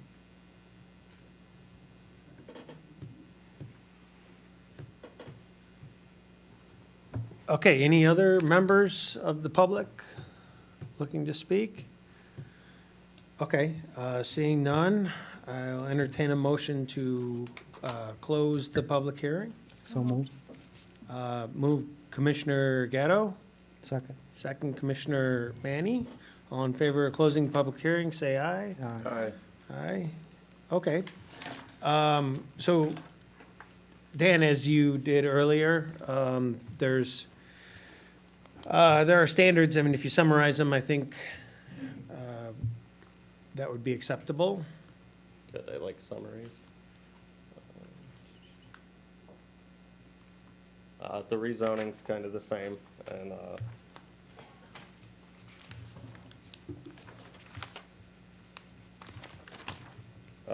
many of the similar things to the last one, that the existing uses are kind of similar, commercial and institutional uses surrounding this. The rezoning kind of makes for one similar zoning district instead of two separate commercial, different zoning districts. And that this won't affect, that there's no evidence that this negatively affects any surrounding properties or property values. And that this is a general positive from an economic development standpoint to have vacant land be developed, add, and hopefully benefit the surrounding commercial uses and homes, and introduce medical services to the area that are needed. The standards for a variation, which I forgot to put in the packet, so I do have them up here though, but they're not in the packet. It's just generally that the property and the structure is fairly large in comparison to what the urban design overlay district was looking for, as well as kind of those unique properties with a medical facility in terms of parking and signage, which are the other requests that they're looking for. And that just generally the overall site location, size, and use lead to the need for those few variations they're requesting. And that's it. And then there's our typical standards for a site plan for the site design and architectural that you guys use to review the site plans. Okay, that's excellent.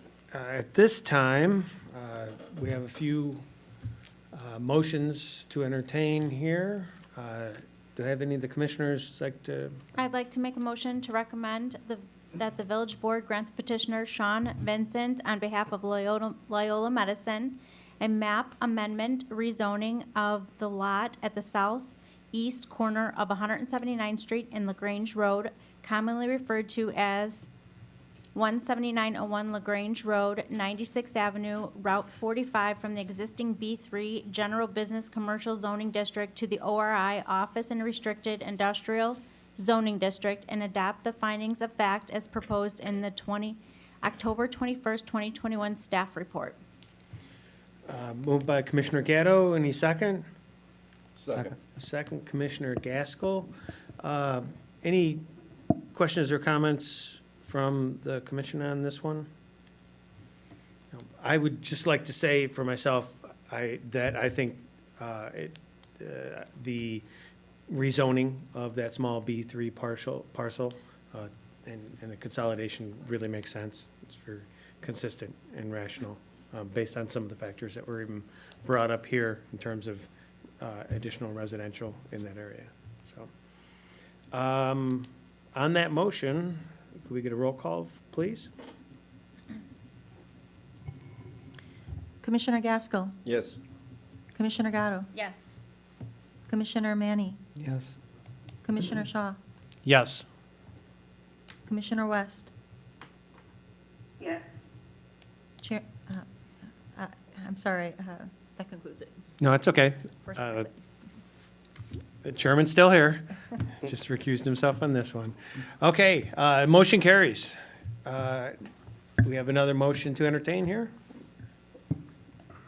I'll make a motion to recommend that the village board grant variations from the zoning ordinance to the petitioner, Sean Vincent, on behalf of Loyola Medicine, as listed in the October 21st, 2021 staff report for parking requirements, exterior masonry requirements, signage, and urban design overlay district requirements at the property located at 17901 LaGrange Road in the ORI Office and Restricted Industrial Zoning District, in accordance with the plan submitted and adopted findings of fact proposed in the October 21st, 2021 staff report. Second. Motion by Commissioner Manny, seconded by Commissioner Gatto. Any questions or comments from the commissioners? Hearing none, can we get a roll call vote, please? Commissioner Gaskell, Yes. Commissioner Gatto, Yes. Commissioner Manny, Yes. Acting Chair Shaw, Yes. Commissioner West, Yes. All right, motion carries.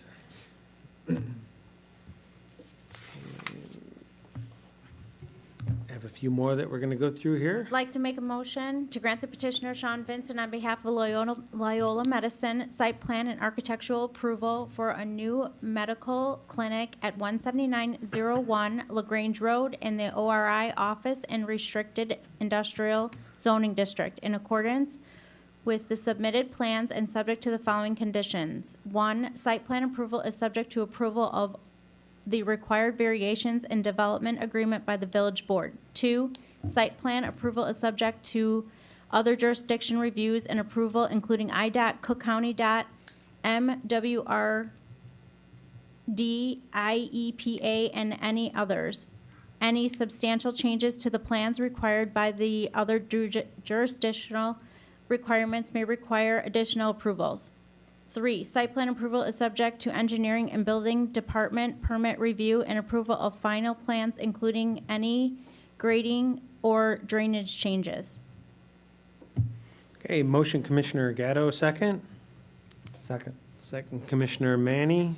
Any questions or comments from the commission? None. Could we get a roll call vote, please? Commissioner Gaskell, Yes. Commissioner Gatto, Yes. Commissioner Manny, Yes. Acting Chair Shaw, Yes. Commissioner West, Yes. Motion number 3 carries. Motion 4? I make a motion to recommend that the village board grant approval to the petitioner, Sean Vincent, on behalf of Loyola Medicine, final plat of consolidation approval for Loyola Medicine in accordance with the final plat dated October 12th, 2021. Submitted and listed herein, subject to the conditions that the final plat approval is subject to the following conditions. Final approval by the village engineer and village attorney, and a separate plat of easement shall be approved by the village board and recorded for all the required public easements prior to building occupancy. Moved by Commissioner Gaskell, a Second. second. Commissioner Gatto. Can we get a roll call vote, please? Commissioner Gaskell, Yes. Commissioner Gatto, Yes. Commissioner Manny, Yes. Acting Chair Shaw, Yes. Commissioner West, Yes.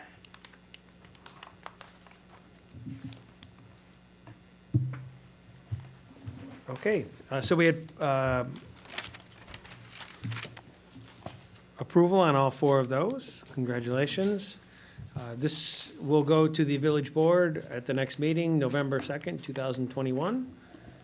And that concludes my time as chair. Thank you.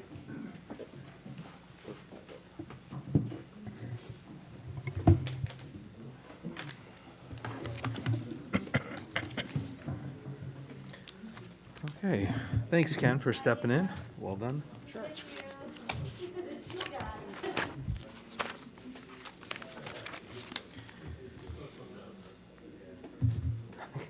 Well, we'll move on as the room clears out to item number 3, which is a workshop.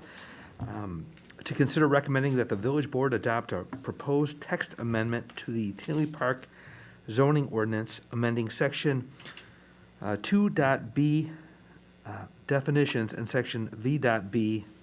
Schedule 1, schedule of permitted uses by use type, regulating tobacco and nicotine-related uses.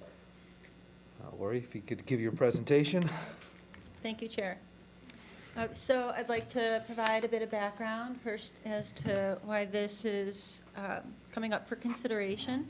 So there's a number of reasons and developments, but one of the key notes is that with the planning involvement that a staff has in reviewing the zoning code, we'd like to make sure that the zoning code is still relevant, still appropriate and adequate for current planning issues in the community. So having said that, tobacco-related and nicotine-related uses, as per the zoning code, currently lack specific definitions and regulations. Also note here in the village, we do not have specific tobacco licensing. It's just a standard business license. So given that and the growth and evolution of tobacco stores and the accessory types of uses with an evolution in product types, e-cigarettes, hookahs, other nicotine type of products, cessation products, marijuana. So given all this, staff feels that it's appropriate to look at updating and amending the zoning code in respects to these types of uses and product types. So currently, there is the classification of retail stores in the zoning code, and this is the best use that it falls under, and it is permitted by right in the B2 and B3 zoning districts. So just a quick summary, B2 is more of your community type of shopping, and it's for a wide variety of personal uses. B3 is also a wide variety, but does specialize more commercial with some highway-oriented types of uses that typically would not be compatible to neighborhood shopping centers.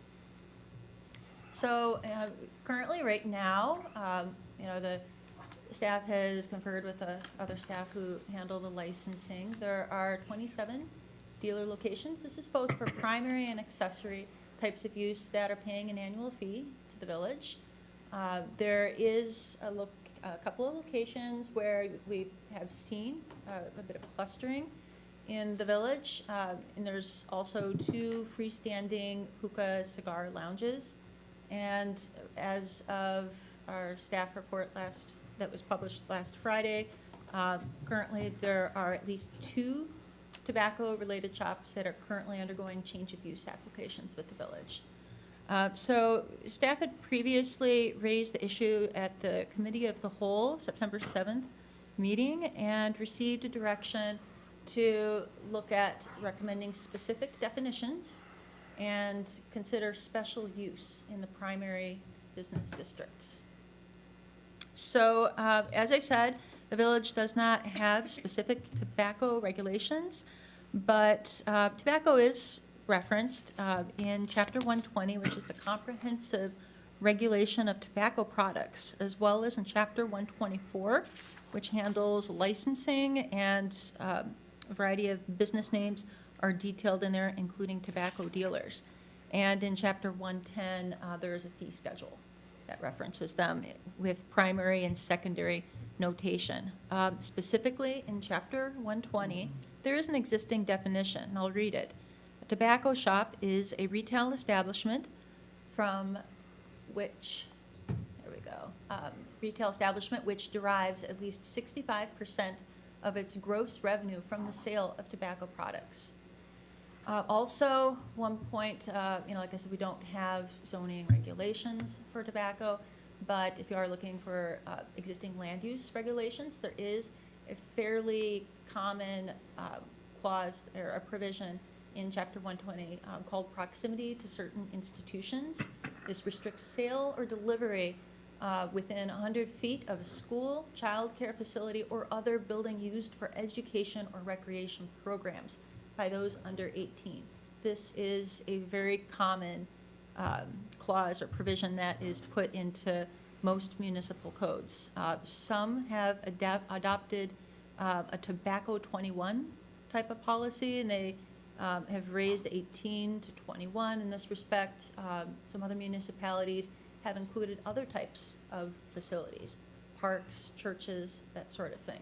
But the standard baseline has been this, and again, there are other municipalities that may have a larger distance than 100 feet, but that is fairly standard.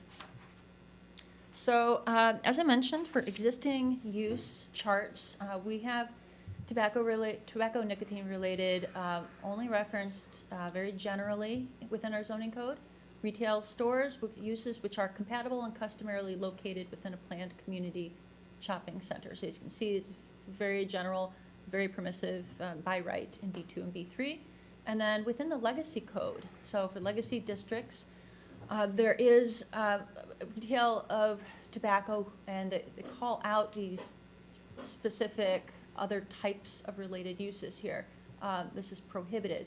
This definition's a little problematic because it may not catch everything. So having a catch-all definition which drills down on all of these types of potential product types would be helpful for clarification. And then also there's a special use if you would like to have a cigar lounge as a principal use. So as you can see here, I have just a very simple front image of the primary example of what's been recently observed as clustering. So this is at the corner of 80th Avenue and 183rd. This is a six-unit multi-tenant building. And just from the signage alone, I'm not sure if you can see it very well, but 6 units, 4 of these are tobacco or vaping or nicotine related. So, this was, this is part of the M1 zoning district, but the PUD it's in the Crossings PUD. It allows for, PUD specifically allows for B3 similar uses, so that's why these are able to be here. And then, as noted in the staff report, here's a diagram or an aerial marked up that kind of gives you a context of proximity. So, this is a case where the 4 shops, the primary is in red, so you can see the 4 in the main building, and then it's 185 feet to the south is where you have this, I believe it's called Will Tobacco. It's another shop that's within the next building. And then there's some accessory use, part of a liquor store. And then also just for reference, I noted within that same building complex, there's a child care facility. But, in this case, it's more than the 100 feet, excuse me, more than 100 feet, just something to show an example of how clustering is looking like in our community. So here's another image. As I mentioned, there are a couple of these hookah smoking lounges. So these are just the facades of them. They're both along 159th Street corridor. And just to kind of lay out the rest of the presentation, the staff recommendation is that this is only for the zoning code. So when you want to regulate, you can either do it through licensing or through zoning. So we're only looking at, updating our zoning ordinance at this time. And to provide definitions and to really break apart, with these primary and secondary uses. And then secondly, to limit the zoning, or specify the zoning allowances with this additional regulation. So staff would like to propose the consideration of primary tobacco, which we would call a tobacco store, as a special use. A special use allows the village to consider each proposal on a case-by-case, context and intent basis. And if necessary, of course, as you're familiar with special uses, you can always add conditions at that time of approval. So I'd like to quickly read the proposed definition for a tobacco store. So this would closely align with the existing definition that we have in Chapter 120. You can have different, the definitions don't need to be changed in Chapter 120. This definition here in the zoning code is applicable just for the zoning, that specific zoning code, but, we'd like to keep it aligned. We'd like to keep a percentage. Some communities don't choose to use a percentage, and we'd like to have it further clarified. So a retail establishment that derives 65% or more of its gross revenue from the sale of tobacco products, electronic cigarettes, and alternative nicotine products, and in which the sale of other products is merely incidental. And then similarly, the accessory notes that it being less than 65%, and which the sale of other non-tobacco related products is the primary function. So this leads to the first open item, is to discuss the scope of definitions for the two use types. Again, some communities are more general, where they simply say primary versus secondary. Other communities will give a percentage in some cases. Other communities, it can be a little bit more. Others, it might be a little less, but 65% is a pretty medium number. And then on this slide here, I have proposed definitions for tobacco for the products. So in summary, I'll just note that these are definitions that our neighboring municipality, Village of Orland Park, recently looked at with their change to tobacco regulations earlier this year. Again, different municipalities don't always go in this direction, but this does seem to be a fairly comprehensive type of definition. This is based on our current state statutes, and tobacco product basically more or less would be something derived from tobacco to deliver nicotine, and it lists a variety of methods, variety of types of products, and it does include electronic smoking devices as well as paraphernalia, and it does exclude marijuana and marketed cessation products. So this brings to the next open item. Alternative nicotine. This is alternative nicotine products don't have tobacco, but they have nicotine. Again, it discusses the method and the exclusion of tobacco products, because it's in the other definition, as well as cessation products. So this brings us to open item 2, is to discuss the scope of definitions for these product types. And then here is the proposed zoning code use chart. So by breaking it down very simply into tobacco store and accessory tobacco sales, the proposal for consideration is to have it in the it's the B2 and B3 zoning districts as a special use, with a footnote, with a qualifier. And the current consideration is for a maximum of 1 tobacco store per zoning plot. And to also note that it must comply with other village regulations as outlined in chapters 120 and 124. Accessory tobacco sales, we'd like to call this out and identify that it is proposed to be permitted in all of the B districts. This is to align with the type of store that it would be accessory to, whether it's a gas station, a supermarket, or whatnot. Also, there's one other note, as we noted in the staff report, about the notion of, non-conformities. So transfers in ownership, we're not at this time proposing any sort of special grandfathering clause. So if a transfer to new owner were to happen, it would require conformance with that. Staff indicated in the report that we would consider notifying businesses if this regulation were adopted, or to be adopted. And then here's the legacy chart. So no real changes to it too much, except instead of the list of different types of products, it's just simply tobacco store. And then the other use or special use would remain the same for the lounge.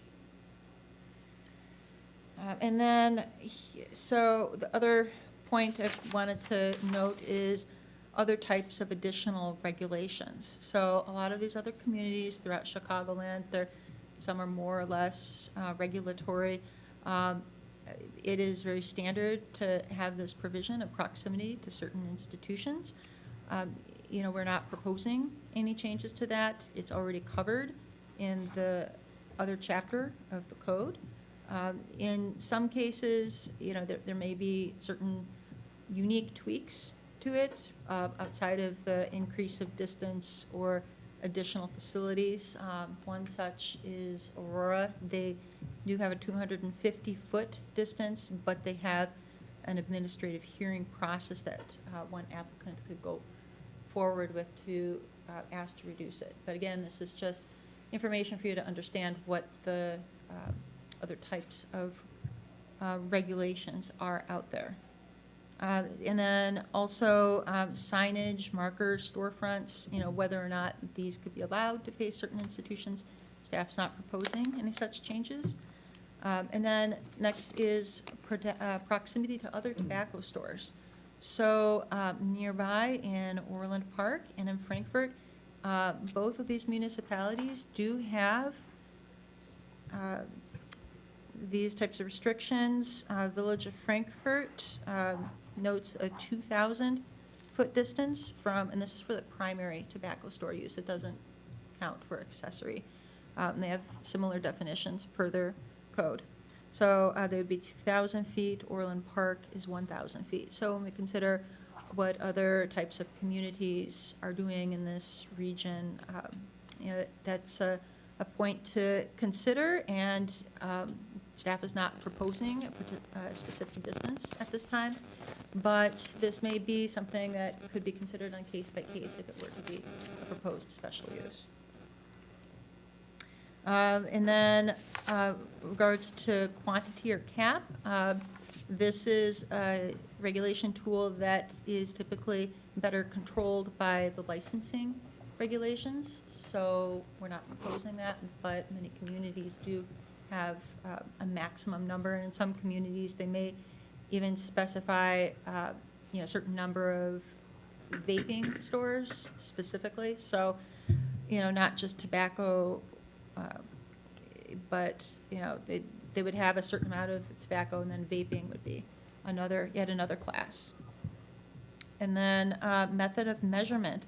So this is the notion of how to define set distances. Some communities choose by property line, others choose by the building portal, so like the edge of the building. And then lastly is indoor smoking and sampling. So we do have this allowed as shown in those buildings those standalone buildings as regulated by the state, cannot be multi-tenant, on 159th, but we're not proposing any changes.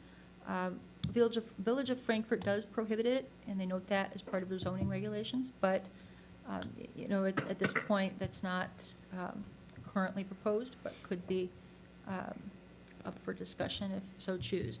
And then one other note, when we're talking about tobacco shop clustering, one of the impacts that one might see and how that, why this, other than, other than the visual impact, the community impact that may be relevant, is when you have a clustering of similar types of businesses, in many market cases, that can increase competition. It could possibly lower prices, which could in turn increase accessibility and impact community health and safety. So lastly, for open items, these are items 3, 4, and 5. Number 3 is discussing these use allowances, so special use in B2, B3 for tobacco stores, that primary use, and then permitted use in all the B districts for secondary. And then next item is maximum of 1 lot, if that's appropriate. And third is, if there should be a minimum distance between tobacco stores. We're leaving this open for consideration on the number of feet and to discuss the method of measurement. And so lastly, I've just included the special use standards if for some reason we'd like to review them. Just to note, special use process, this does allow the ability to consider these certain conditions where you would have a rational nexus between the condition and the perceived impact on the community. And that concludes my presentation. We do have it scheduled for a public hearing, but as it's just a workshop, we're looking for your first input. Okay, thank you, Lori. Just to reiterate, we'll look at those open items. Open items 1 and 2 specifically deal with those definitions, so I asked the commissioners to kind of key into those definitions. And then open items 3 through 5, which include somewhat restrictions. And I just want to, just from current cases that have come across the Plan Commission with the marijuana, where originally we kept it really restrictive, and then we were asked back to open it up. I'm not a tobacco smoker, so I don't really have a good insight on how that works, but this is the reverse. We're asking to restrict it. So with that, I will ask Commissioner West, are there any comments on any of those open items? No, I don't think so. It was a great presentation, and yeah, I'm satisfied with what we got. Okay, thank you. Commissioner Manny? Yeah, well, since I'm not a smoker as well, I think what's presented, seems good to me. The definitions, separating accessory and tobacco store. I mean, what is, I guess accessory, if you're selling lighters and rolling papers, I guess. I don't know, I don't know what's more, how can you split both of them apart? I mean, for just tobacco, I guess that's my, my question. I mean, isn't a tobacco store just tobacco, they sell, all the, the parts and pieces, so, for people who smoke. Lori, go ahead, yeah. Okay, The yes, I'd like definition. to be able to respond to Yeah, further go ahead. clarify. So in this proposed definition, we call out from the sale of tobacco products, electronic cigarettes, and alternative nicotine products. And this is intentional, referring to these products and then here defining these products gives an all-encompassing and comprehensive understanding as to what is being included. So in this proposed definition of a tobacco product, the paraphernalia, which you might think of like rolling papers, when you think accessory, it's not the accessory use, it's that's paraphernalia that would go along with the tobacco itself. That would be included with tobacco product. And this is, like I said, it's a definition used by another municipality that's based on state regulations. And then, for accessory tobacco sales, this is different. This is like our secondary type of use, the lower intensity use, where it would be less than 65% of gross revenue. And so tobacco store would be 65% or more. So Right. by way of example, Gas stations. a tobacco store would be the primary, Right. but Jewel would be the Oh, second. okay. Yeah. Right. I think the definitions you have here are very clear. I think open items 1 and 2, for me personally, I think they read very clear. As you mentioned in your report, Lori, you're just saying tobacco store instead of primary and accessory instead of secondary. But I think it's logically set up, and also the exclusions are set up well in terms of excluding marijuana and excluding any sort of nicotine products that are to get you off nicotine. So, Commissioner Shaw, any comments on the open items?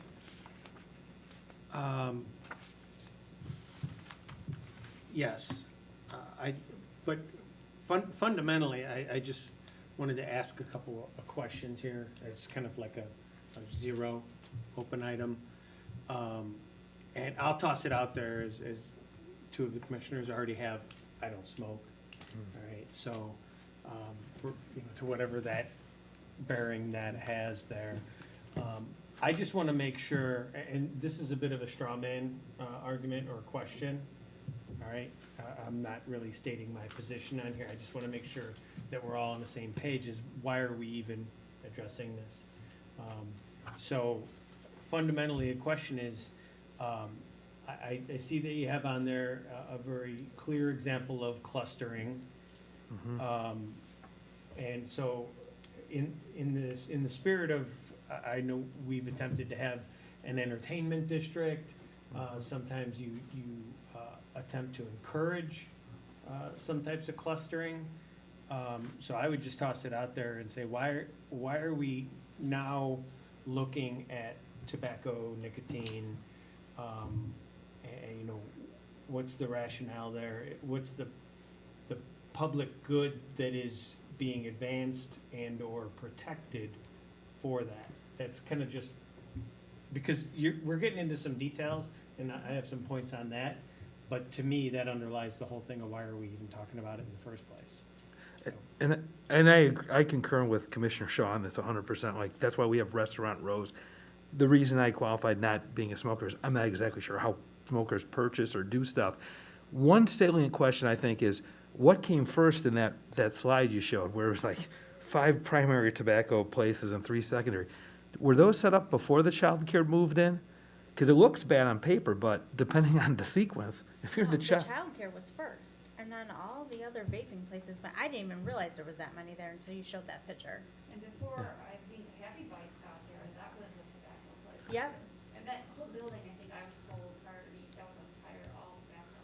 Except for the florist in the end. Yeah. Yeah. Okay, So I guess what I'm saying, thanks. it really depends on your perspective.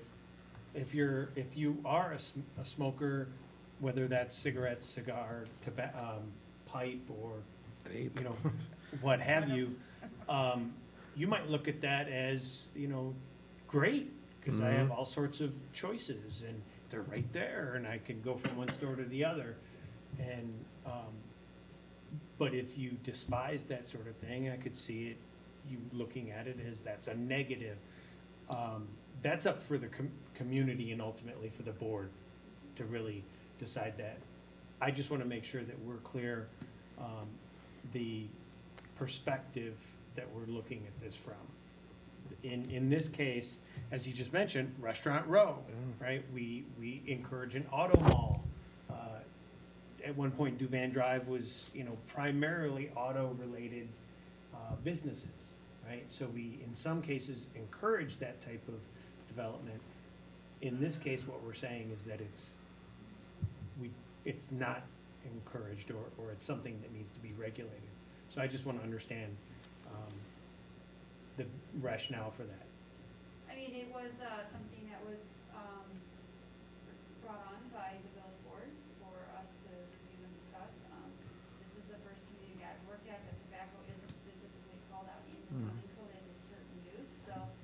from day one, I've always kind of questioned that as well. But, I think it's a public health kind of conversation, and, I'm not saying you're, a bad person if you smoke, but there's definitely a public health, concern, and I think the community is looking to, maybe limit the amount of these types of facilities. And there is unfortunately, a little bit of some feedback we've gotten from the business community that aren't happy with why can so many of these types of uses be in this one location or locations. I think there's still somewhat of that concern from, some of the other, business communities as well. But we also received that feedback. It just baffles my mind though that all of these would be in one building Right. like that. Like if I was, I'm in marketing, so I would never go and put my business right next to another vape business if I wanted to do well. You know what I mean? I just wouldn't do it. Are they complimentary? I I don't know. have no idea. Yeah, I know. that's where I mean, it just, I was told one time that that whole thing was all owned by the same people. All those tobacco stores. they're all owned by the same people. That's what I'd heard.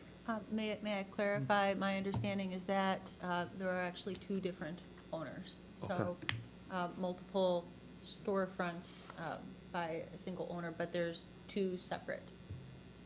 Well, so I just want to make sure that I understand having consistency, right? Because it's important when people go to open a business and they're shopping around from one town to another, or they're looking to residentially move into a town and, having consistency in your regulations, in your zoning. Sometimes that's desirable. You want to be even. Other times you want to differentiate yourself and do something different because that's your hook, right? To me, if there is, at the board level, the thought that this is, whether for consistency or for just a public health statement, that's the direction they want to go. I guess where I would be coming from is, the government's overwhelming need to step in and do something because you notice a cluster here. If all these businesses are otherwise conforming to village ordinances in terms of, licensing and being clean and well-kept and operating above board, if they're clustering and they find that that is profitable, I'm not seeing the overwhelming need to step in and over-regulate. So that's why I'm trying to understand. Procedurally, it sounds like there was direction from the board at the Cow for staff to do this, and then you're coming through us, right? Right. So I apologize for belaboring that point. I just think it's really important. No, I 100% for concur everyone to with be Commissioner Shaw. on the yeah. same Yeah. point as to why we're looking at this. So how many surrounding towns have, ordinances for this? As part of their zoning regulations or yeah. licensing, actually, many of them specifically have licensing, special license regulations, and in some cases, they may also have zoning. So in Frankfurt, for example, they have both.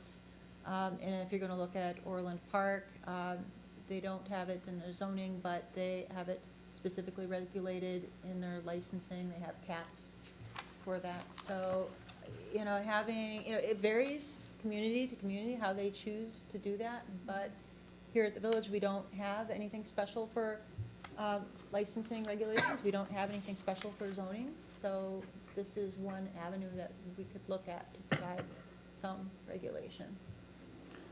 So Lori, just to, I just want to get a grasp on what would be, if 1,000 feet and, a single-use store per zoning lot comes in effect. It says it will allow any existing businesses to continue operation as they exist, but they are further permitted to seek a special use, and they're not grandfathered in. So in addition to like that one neighborhood you just showed there, that's gonna exist as is, but they'd still have to apply for the special use? They would be conforming while they're under the same ownership. If they were to have a transfer of ownership, then they would need to seek the special use to become conforming. Okay, only if it transfers to another owner, though? That is Okay, correct. okay. I just wanna make sure that they're not getting penalized where they have to get permitting after the fact or something. Okay. Okay, that clarifies that. But I'm in agreement with Commissioner Shaw on that. If it's a one-stop shop and business is booming and there's not empty units, I think that's a good thing. It may not be, again, I lack the insight of a tobacco user, but I'll move on, though. Commissioner Gaskell, any comments? No, I've got nothing to say. Commissioner Gatto, any more? No. Anything from staff in terms of what you've heard from the Plan Commission on, if you want to respond, or in Well, terms of direction? If I could, Sure. Chairman, because I apologize, I started, as I said, without addressing the open items, right? Because I fundamentally went to why we're asking it.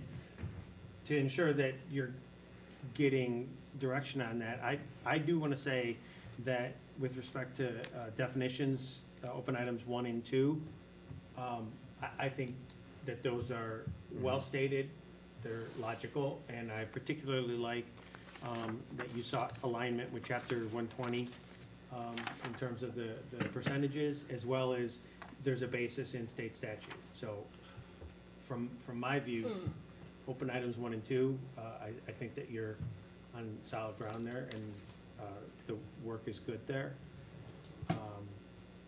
In terms of the various restrictions, I don't necessarily object or have a lot of comment on these here, right? Because based on the direction coming from the board, this seems reasonable to me. Again, my only point, or I don't know that it's really an objection, it's just a question, is fundamentally, the need to do this at all. But accepting that there is an interest in doing it, I think I'm good with all the items as presented. Does that make sense? Yes, and I'm gonna just further comment, like, open item 4, where it says maximum 1, my notes are, I put myself as not sure, because I don't have that insight of being a tobacco user. So it may be reasonable, going forward, to, I guess, not have kind of that establishment that we have over there per se, but then 1,000 feet is also mentioned in there, and again, I know that was used from Orland Park, and my only concern on that would be, is I know we made those medical, or the recreational use marijuana, we really tightened that up, and then we came back later to open it up, because you had people saying, well, we don't want to rent, we don't want to lease, we don't want, whatever. And so my only thing would be, if somebody's willing to be a landlord for them or sell them property outright, and they make decent business, you might lose somebody per se. But if they're similar to standards, I guess if they're working in Orland, they probably going forward would work well here. Again, I'm not so sure in terms of tobacco use, so, but those would be my just comments on that. And anybody else, final comments? Lori, do you need any more direction, or you think you got enough from what we said here today? Okay, I'd just like to clarify then, so as currently proposed, the allowances are dividing these definitions into the primary and secondary, where the primary, the tobacco store, is permitted in B2, special use in B2 and B3, and, maximum 1 per zoning lot. We're not currently proposing a minimum distance, so not this 1,000 feet or 2,000 feet as in other communities, but these types of distances could be considered case by case as part of the special use process. So, as proposed, there would, basically just identify them as special use, and accessory is permitted in business. So real quick, I think there's a discrepancy between the open item 3 text and your chart. Here you say 2 and 3, and on your chart, I think you say 3 and 4. It is B2 and B3. Okay. And so, for item number 4, if there were already an existing approved special use in a zoning lot, and somebody wanted to come in, is that an administrative denial? Like, there's already one there, you can't even apply? By the way this is written, yes. So that would be, you would not be allowed to apply for the special use if you're adding it. So that's kind of where the distance, so we looked at specific distance requirements, but this is an easier kind of way to enforce to make sure you don't have multiple within one building without a specific number. But you guys will still have that opportunity through a special use process. If somebody comes in and there's tobacco stores kind of scattered around it, we'll look at that. If there's other uses like churches and schools, that'll be part of it. Instead of coming up with this big long list of distances and how it's measured, and that's really what that special use process is for. And those standards, I think, set you guys up pretty well to analyze those when they come in. What's around it, how does this affect other uses? But yes, to answer your question, they would basically be prohibited if they were trying to open one in a lot that already had one. Okay. Well, you said, Lori, this will come back here in the public hearing in 2 weeks? Yes, that is correct, as a Okay. public hearing. Moving on to the good of the order. Is there anything on the good of the order? Give avocado a CO. And open. I saw it, yeah. I went by it. No, I went by it, was though. packed. Yeah, Yeah. okay. What was So open? congratulations. Avocado. Yeah, Yeah. I know Crew's very excited to finally, it was a process for him as a first-time business and property owner, and the extent of the work he had to do on that property, I think well exceeded what he had thought of.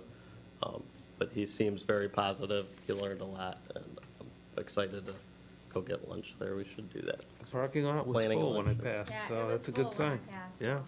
He's got a nice he's got the outdoor patio with the roll-up doors and a whole separate outdoor patio. So, Too cold for that today. Yeah, yeah, weird time of the year for I it. think 7-Eleven, they were stocking their shelves. I don't know if they've given us a date, but they're real Within the close. next 2 weeks, I think they're waiting on a fire marshal sign off and some final approvals, but they're stocking and doing training, so they're close as well. And our McDonald's on 109th Street's remodel is coming along pretty well. The exterior is pretty much done, but they still have some interior work to finish up. We were out there today working with them, so that should be done pretty much soon. Looks great. It was a pretty, older looking McDonald's, so I think now it's pretty sharp, so. Our 109th Street corridor is really looking good. I agree. So we updated the zoning code online there's been a lot of text amendments, little stuff, some big stuff over the last year and a half almost since we last updated it. So that's all updated online. We'll print off new copies of those pages and sections that were updated for you guys to update your binders. If you want to bring them next time, you can do that, so we're not Oh, yeah, handing that's you good. the papers, or we can hand you the papers and you can update them at home. But if you want the most updated version, it's on the website already. So, and that's got like the sign sections, banquet uses, marijuana, all of that, all of those updates are in this one. You can leave me out on that. I do it all online, Okay. so I I don't. like saving trees. Some of it might already be printed, but we'll save whatever trees we can, so. Okay, anything else? Okay, guys, at this time, I'll ask for public comments. Seeing there's no public here, we'll move on to adjourn the meeting. May I have a motion to close the meeting? Make a motion. Second? Okay, motion made by Commissioner Gaskell, seconded by Commissioner Shaw. All those in favor say aye. Aye. Okay, meeting is adjourned. Motion carried.